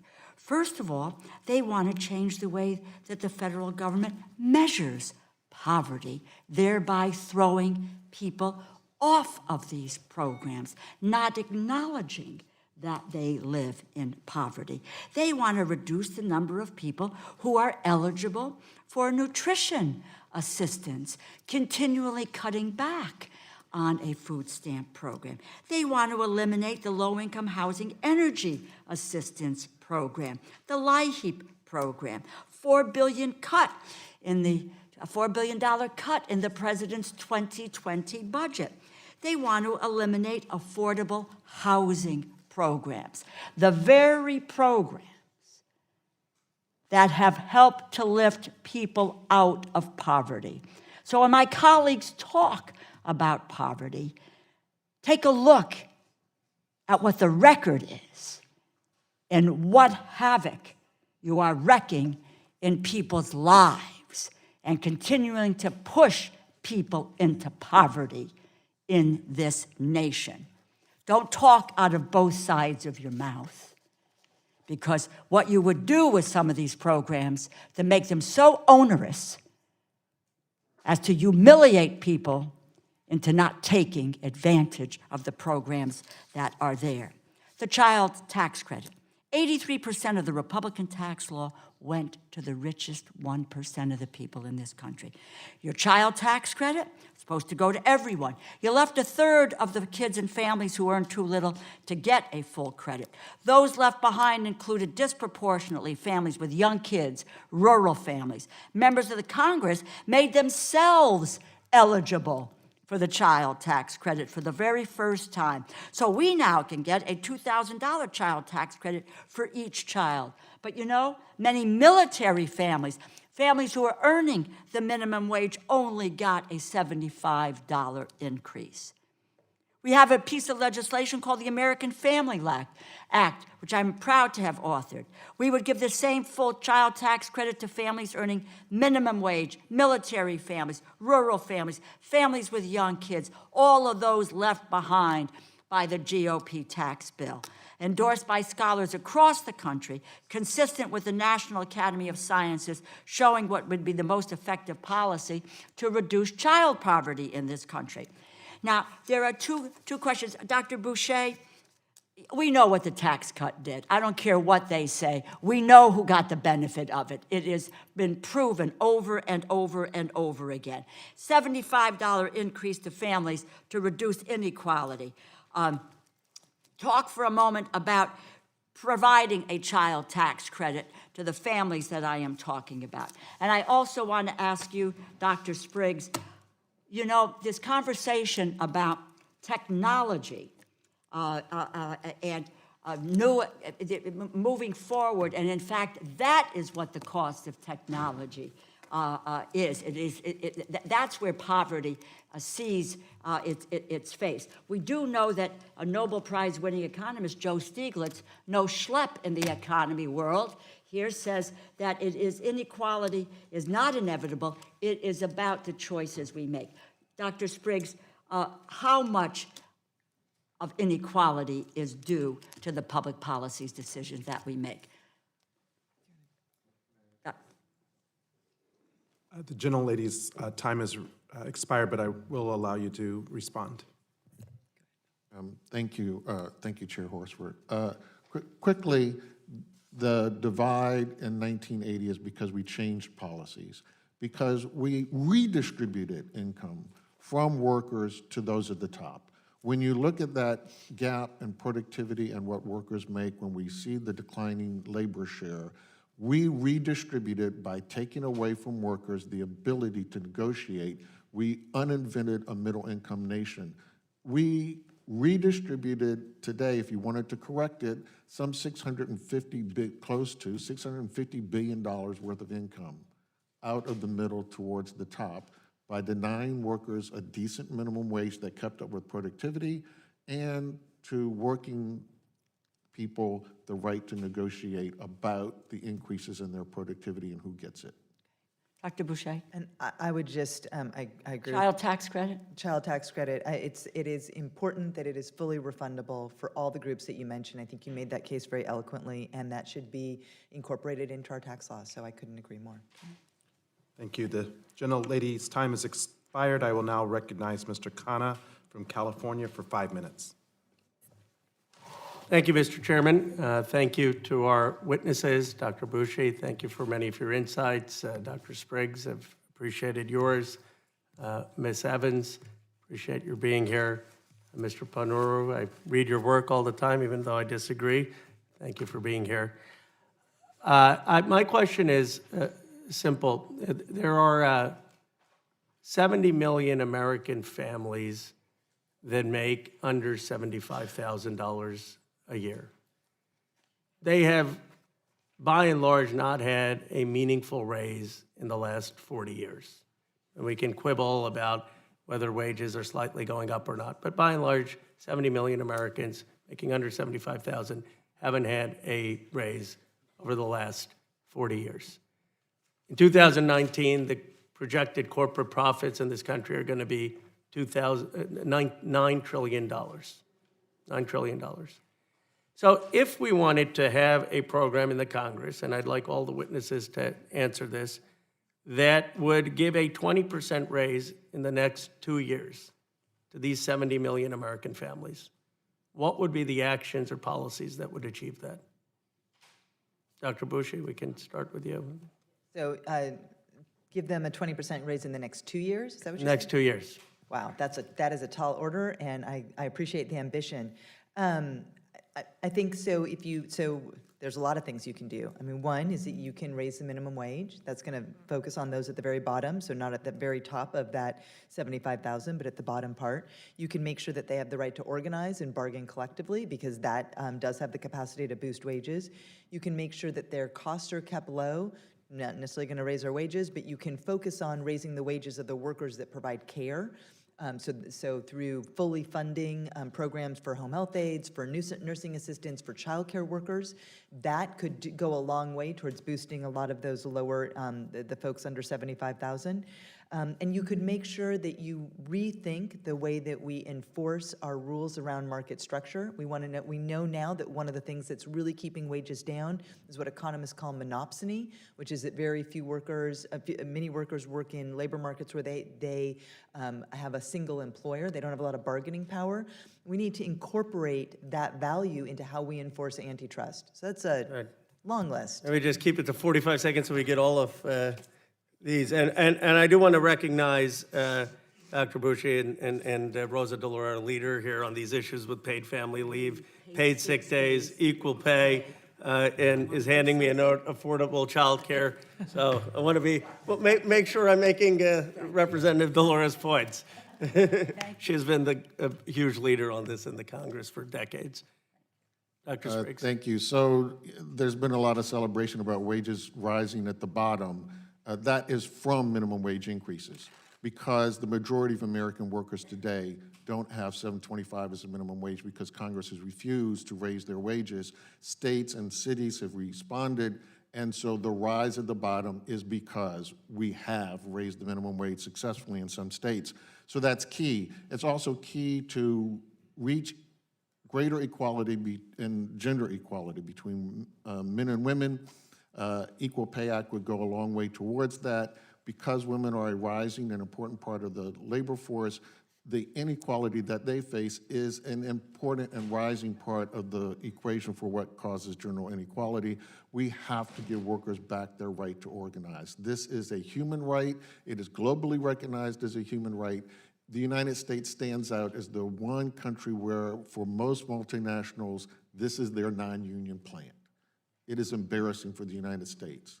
So we have to give Americans back that right. We have to restore in the public sector what the pay of teachers used to be. Their relative pay, their pay relative to all other workers has been falling. What they do has not fallen in importance. And we have to give some focus to correcting what has been going on in the public sector for public sector workers, broadly speaking. That'll raise the pay of a lot of people pretty quickly. Mr. Penoru, I just want to give you 30 seconds if you have a similar or alternative perspective, just to be fair. I think we only have 30 seconds left. Sure. I would just say that if you define the objective as a 20% increase for scores of millions of people within 2 years, you pretty much have to do just straight up redistribution, that it has to be something like a universal basic income that is set at a high level. I happen to think that that is a bad idea, but nothing else I've heard, including anything I've heard right now, would come close to meeting that target. Thank you. The gentleman's time is expired. I will now recognize Mr. Series from New Jersey, for 5 minutes. Thank you. Thank you for being here. I apologize for not being here earlier. 3 hearings at 10 o'clock, it gets a little difficult. And if it's redundant, the question I ask, I apologize. Somebody else. You know, there's a lot of talk about the tax bill that was passed in 2017. And I'd just like to know, how do you think that has impacted the inequality that exists today, this new tax bill? Either one. Well, because it went overwhelmingly and disproportionately to those at the top, it has exacerbated inequality. And I think my comments earlier were misinterpreted. It's not that individuals saw their taxes go up, but the shift and burden from where taxes come has been shifted down because we made the tax system less progressive. So a greater burden of taxes have to come from labor income, which is the declining part of national income. And a smaller burden is being placed on the rising parts of income. Those are the top 1%, corporations, and this makes the system more unfair because going forward, in order to get the revenue necessary to have an economy that can work, is going to have to come from those at the bottom. And as we discussed earlier, the portion of the tax cut that goes to workers expires. And that deficit obviously then has to come from making up that deficit, has to come from that source. So this is the big problem that the Budget Committee faces because the nature of where the income is coming from doesn't match where income is rising and falling, and it complicates the problem going forward for the Budget Committee. Let me add a couple of things. When we think of inequality, we're often focused on the individual families, but the other thing that the tax cut was, what we were promised, of course, it would lead to this massive increase in investment. That's the economic argument from the other side, that if you lower those taxes for corporations on the wealthy, that it'll lead to that boon. Of course, we haven't seen that, and that is the only way that the tax cut at the top would translate into higher wages for individuals is if you saw that investment and those gains of that greater productivity were shared with workers. So I think that, thinking about that kernel of the argument is really important as well, that we've not seen that investment boon. And in fact, as I noted earlier, corporations use that tax windfall to give out a record $1 trillion in stock buybacks in 2018. So instead of using that to invest in productive capacity, make our economy more innovative, more productive, they used it as a boondoggle for those at the top of the income ladder. So that's exacerbating inequality, not just today, but for decades to come. And can you talk a little bit about or elaborate on the relationship between the decreasing union membership and increasing inequalities? Yes, so much is tied to a chart that would show you increases in union density and decline in union density and all the patterns we've been talking about, America became more equal as more workers had the ability to collectively bargain with their boss. I'm more productive.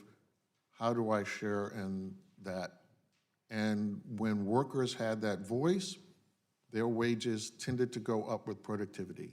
As they have lost that voice, not just union members, but non-union members also suffer wage losses. Because when we had high union density, many employers took the lead from what was happening in the unionized sector for setting their own wages. So that loss of voice in the workplace has meant a very high correlation that other people have looked at and found can explain about 40% of the disproportionate rise of income in the top 10%. Essentially, the finance and management classes of America who get to say where the productivity goes, as opposed to the workers who are making the product. And that gap is important for understanding the weight of inequality on our economy, because when you shift from the market being the middle to the market being the top, there are all sorts of implications that make it difficult to produce residential investment, which has not been very strong this recovery because the bulk of Americans can't afford housing, because we're not going to get the college-educated workforce we need. We are falling behind. We've gone from 1st to 19th in terms of our rank among advanced countries in terms of who has a highly college-educated workforce. This is all in the wrong direction, because in order to get that kind of investment in housing and in education, you need a different shaped market. You need a market that is aimed at the middle. And you can't do that when all the income and all the market is at the top. Thank you. My time is up. Thank you. I will now recognize Ms. Lee from California for 5 minutes. Thank you very much, Mr. Chairman, and I want to thank yourself and our ranking member for holding this very important hearing. I do chair the Majority Leader's Task Force on Poverty and Opportunity. I care deeply about rising income inequality in our country and have been working on it for many years. So I just want to thank all of you so much for being here and laying this out before the Budget Committee. Your testimony is extremely important as we move forward. As many of you have pointed out, since the 70s, economic growth for middle class and low income workers, it's only risen actually by one third, while income for the top 1% has tripled.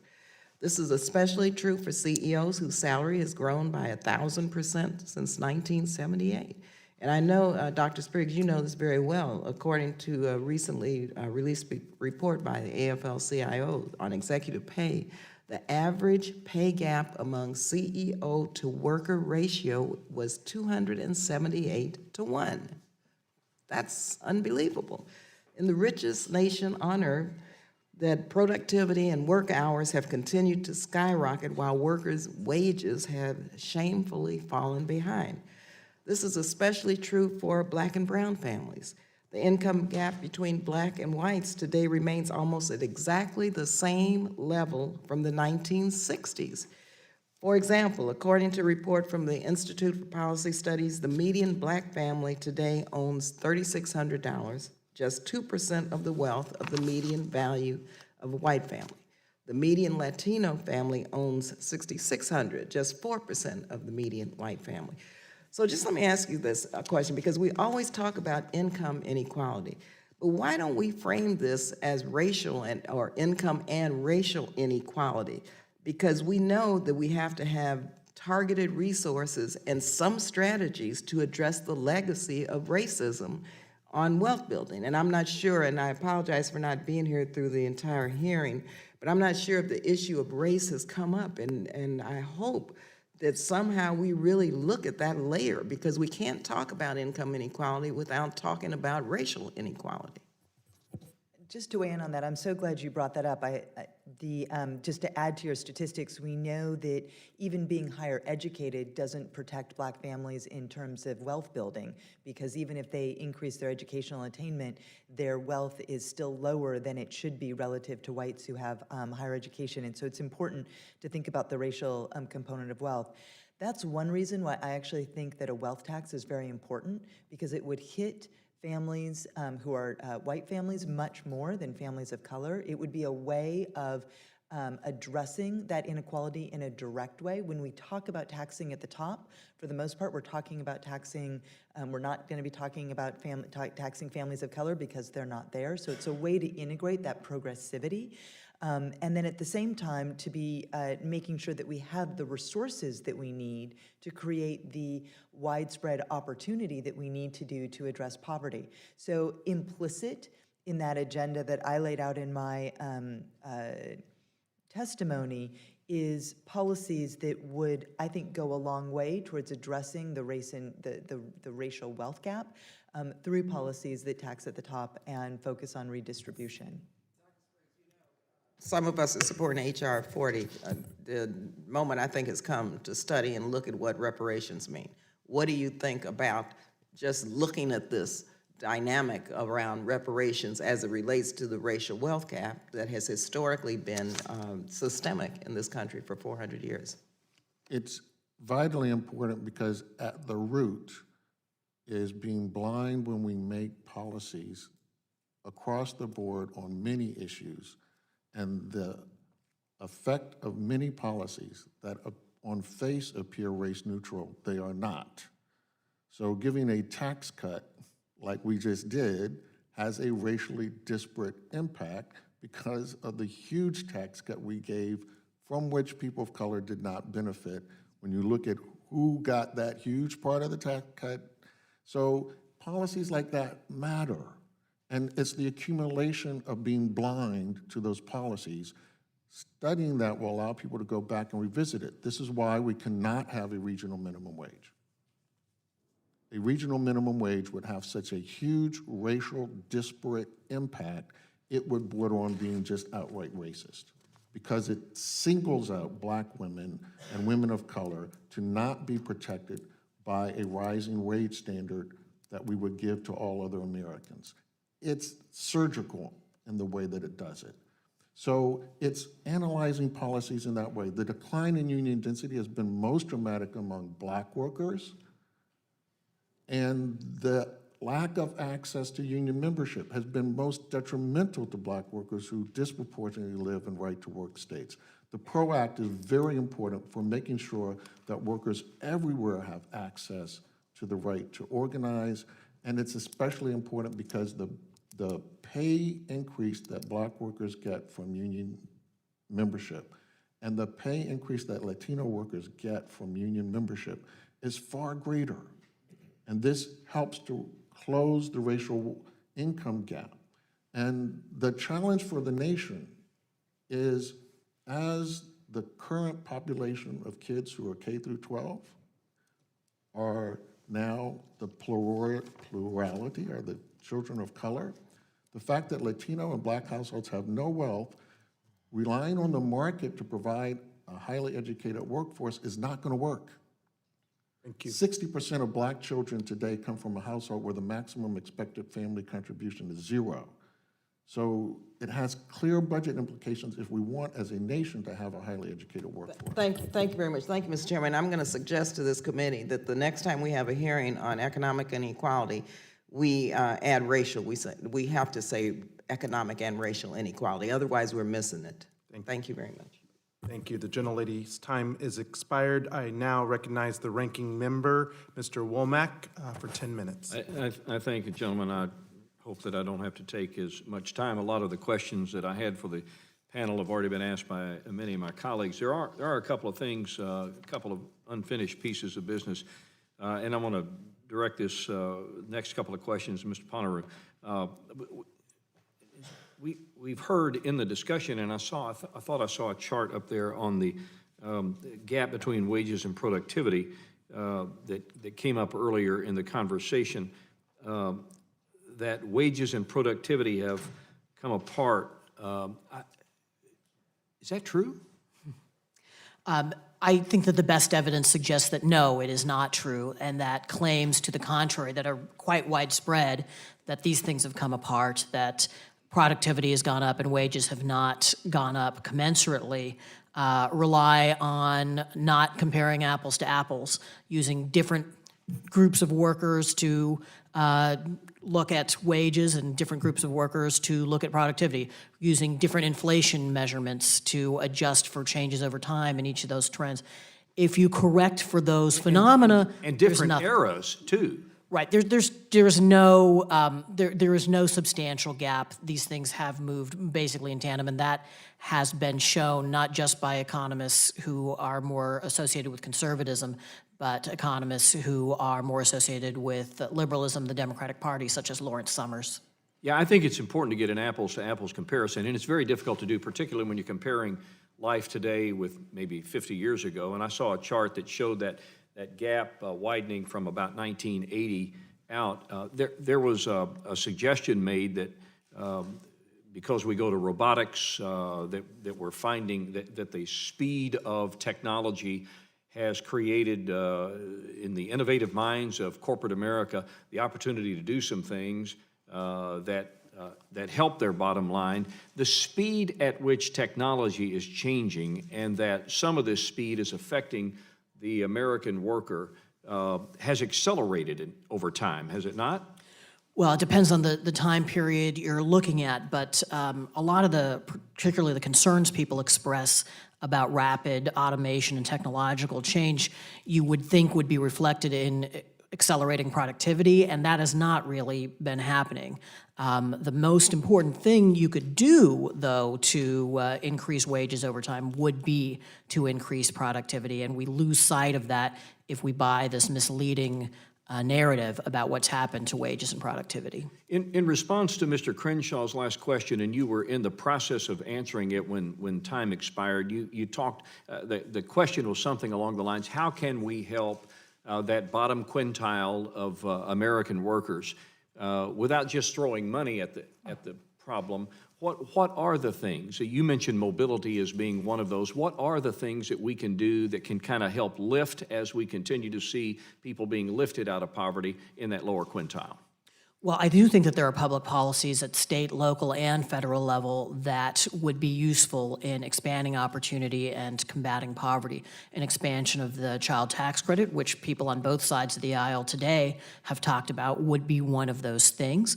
Loosening restrictions on housing, particularly in some of the highest growth parts of the country, so that people could afford to move there and maybe find better prospects than they have where they are, would be another one. Changing the way a lot of our means-tested programs work so that they have fewer poverty traps and fewer marriage penalties in them would be another. There is no shortage of places where I think we could make a substantial positive difference and possibly be able to find some bipartisan agreement. Dr. Spriggs, I found it ironic that you mentioned in one of your responses to a question earlier the concept of a budget. Ironic in a sense that you're appearing before the Budget Committee, the Budget Committee that is supposed to produce a budget. And the fact that a budget was not produced by my friends on the other side of the aisle, don't you find that a bit ironic? I recall living through so many Congresses before this Congress that didn't produce a budget. I'm not sure that I find it ironic in the sense that you just used the term. How important is a budget? Congress resolving authorization for our agencies is important because, as you have seen in the previous 3 Congresses, when we didn't have a budget and we couldn't resolve authorizations in time, that federal procurement was greatly delayed, and federal agencies need that budget authority and the authorization in place in time to do and plan their purchases in an efficient way.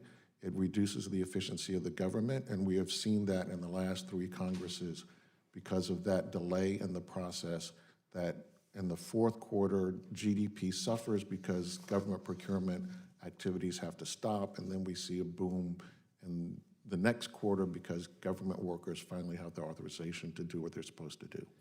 All right. Dr. Boucher, I have a question about, I want to pivot to Social Security because it's been on my mind for a long time. And I know that there's a bill, the Social Security 2100 Act, that you're probably familiar with. Congressional Democrats have proposed it. sponsored by 210 Democrat members in the House, including 19 on this committee, would increase Social Security portion of the payroll tax on all workers from 12.4% to 14.8%. Do you support increasing that payroll tax? I am not familiar enough with that bill to comment on it, but I'm happy to get back to you in writing. You know, Social Security, according to the trustees, is going to be insolvent in 2034, 2035, pick one of those years, which I think in anybody's estimation is right around the corner, fits my definition of right around the corner. But let's just say for the sake of the argument that that bill was before the House of Representatives today, raising the payroll tax from 12.4% to 14.8%. Given how important Social Security is to a lot of people, vulnerable people in our country, would that not have an impact on some of these lower quintiles, i.e. would it have a negative impact on a lot of workers at the lower economic scale, so to speak? You're saying that the payroll tax would have an impact rather than but you also said that the trust fund needs resources in order to continue to pay out benefits, which do help those lower income families disproportionately. So your job as a policymaker is that this is a policy that for decades has lifted people out of poverty. It's one of the most important programs that actually lifts children out of poverty because children live with elderly or parents that But the question is on the payroll tax itself. If raising the payroll tax, wouldn't it have a disproportionately larger increase on low-income workers than it would be on the high-income workers? It's such an important question, and what Why we I ask know, it. I'm very glad you're asking. What we know is that these benefits are incredibly important, and so it must be our priority to make sure that those benefits are there for future generations. We know that that payroll taxes are regressive. But would it, reclaiming my time, would it disproportionately impact the lower income Well, spectrum? as I said, I don't know enough about the legislation, but in other policies that have looked to reform Social Security, that's also included raising the cap.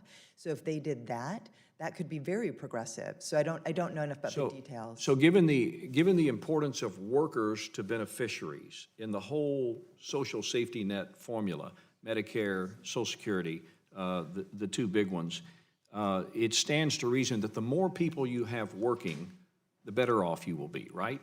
From a standpoint of funding those social safety net programs. Is that correct?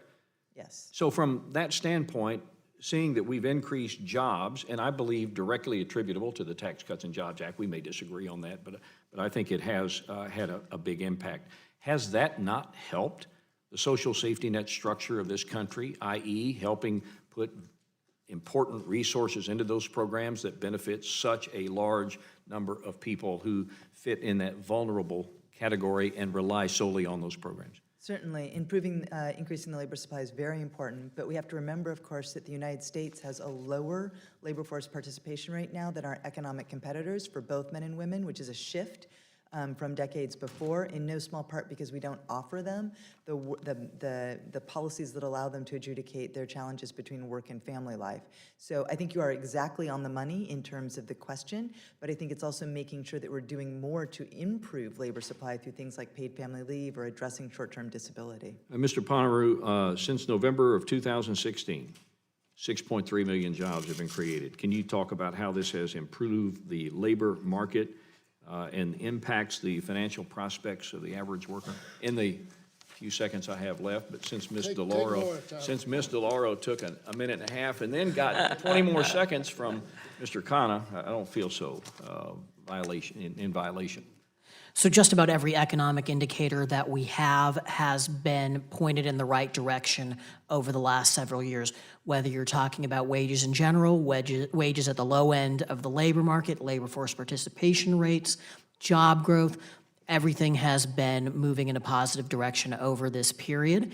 In fact, not just moving in a positive direction, but moving in a positive direction in a way that people had not thought was possible. There was a question, the Federal Reserve itself believed we had reached full employment a few years ago, and it turned out that it was possible to bring unemployment down further without causing inflation to take off, which is a measure, I think, of how strong this economy has been. Yeah, thanks to the panel. I thank the ranking member. fortunately could get back here and take my time. I think the gentleman from New Jersey has another question. Did you have another question? I yield to you. Yes, talking about Social Security just popped in my mind. Do you know undocumented workers, how much money they contribute to the Social Security? Do you? The Social Security Administration has conveniently decided that they wouldn't give continuous reports on the unclaimed tax revenue. The last picture we had of that, it's measured in the billions of dollars that are a part of the trust fund because we can't allocate it because those weren't valid Social Security numbers. A tiny portion of that, of course, is just error, but a big chunk of that are the contributions of people who are undocumented here in this nation. It is going to be a true crisis when those people reach retirement, that they will not have access to the money that they have put into the Social Security Fund. Because they are a significant share of our population, and because they have been here so long, when they reach that age, which is going to be soon, we're going to have a very serious issue. Thank you very much. Thank the gentleman. So, good to be back.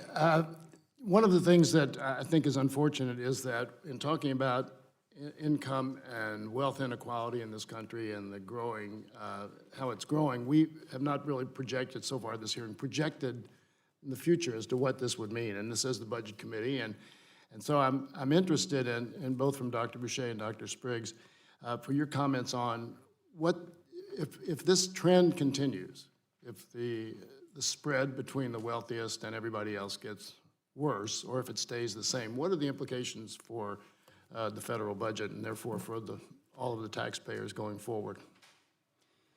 Well, so let me say two things. One is that since the mid-teens, when Thomas Piketty's book, Capital in the 21st Century, came out, and he made the argument that today's high income inequality was calcifying into wealth inequality, and that would continue to increase. There's been a lot of work by economists at all across the world, but in the United States, trying to understand what that would mean for our economy and our society.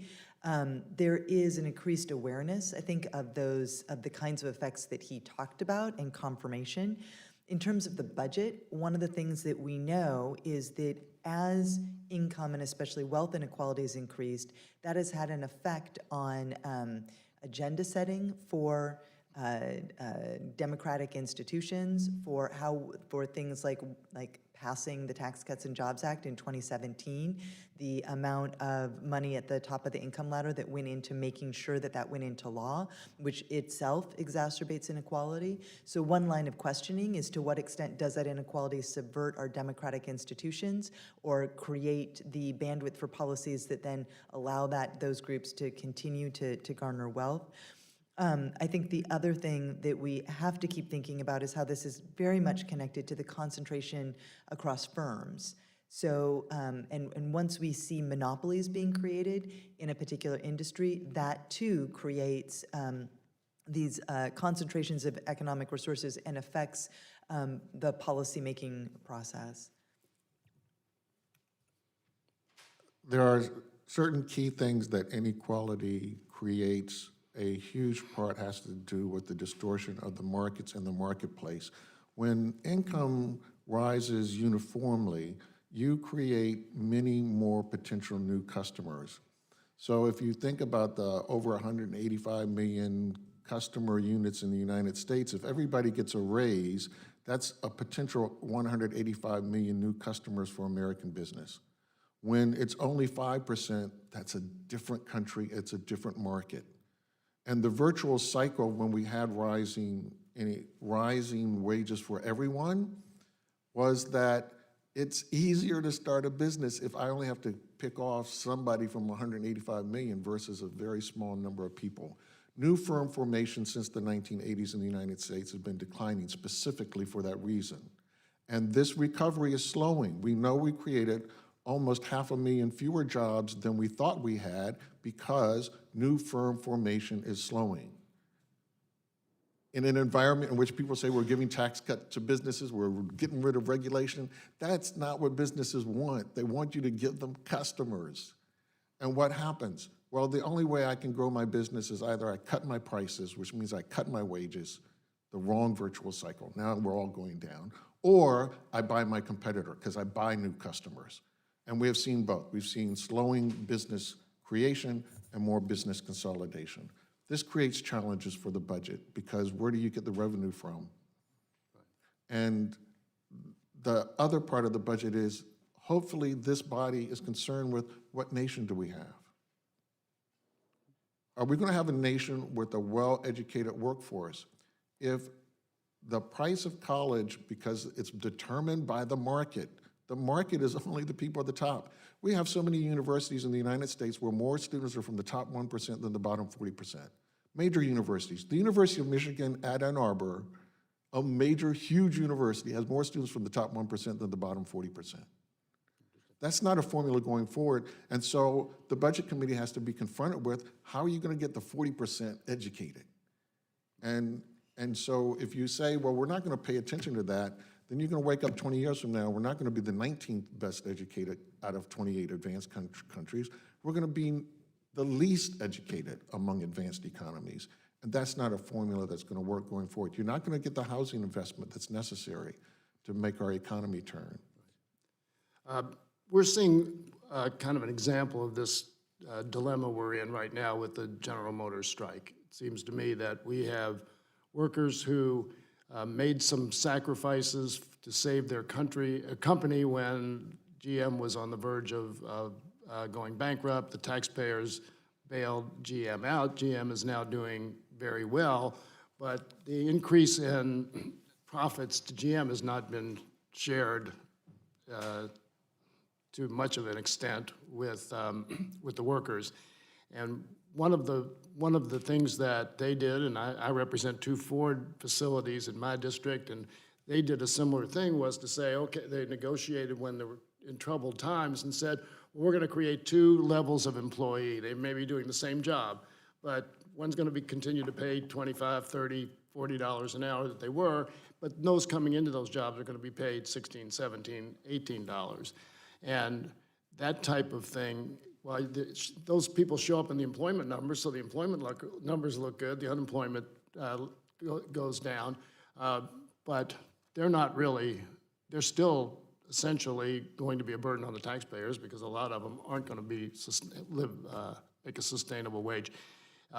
Is that playing itself out across the economy, or is this an isolated example? No, unfortunately, it plays itself out. This is unique because these workers are unionized and they have a voice, and we get to actually hear from them their concern. The case of General Motors is extreme because what the UAW did was totally bail out this new company. The new company, a large part of their stock was put in trust to the United Auto Workers to provide for the health care of incumbent retirees and UAW members. That was a total blessing to this new company that the union agreed to take on this risk. What those workers who are there now did was make the company profitable enough to pay back the United States government with interest. And now they're saying we gave up wages. The current workers were not given retirement health pledges. They weren't given the same retirement. And they're saying, we saved the company. We saved the company. The UAW, by taking on the risk of investing heavily in that company, putting the entire risk of their health insurance on the table to make this company profitable. And the workers are saying, okay, we did that. So what's unique here is, for once in public, we get to understand the depth that American workers have sacrificed in order to help American corporations succeed. And we're finally hearing the voices of workers on improving productivity and saying, where's our share? So now it plays out for us to see. I don't have a lot of time left. Dr. Yeah, well, you see it in different ways across the economy. An economist, David Weil, has called this a particular trend workplace fissuring. And by that, he means increasingly you see workers who are employed by a firm, but they're employed by a subcontractor rather than the major firm. And so you go into a hotel and all the people you may be coming into contact with aren't working at the big hotel chain. They're working for these smaller subcontractors. And that means that the profits, the earnings of that brand are not, they don't have to be shared with all of those subcontracted workers. We're seeing that all across the economy. And it's yet another way where we're creating these fissured workplaces, these different workplaces for some categories of workers, and that's part of what has been driving this long-term gap between productivity and wages. Right. Well, my time has expired. Does the ranking member have any closing remarks to make? All right, well, with that, in that case, I once again to thank all the witnesses, thanks to the members for their participation, and with no further business, this meeting is adjourned. This hearing is adjourned. Thanks, Steve.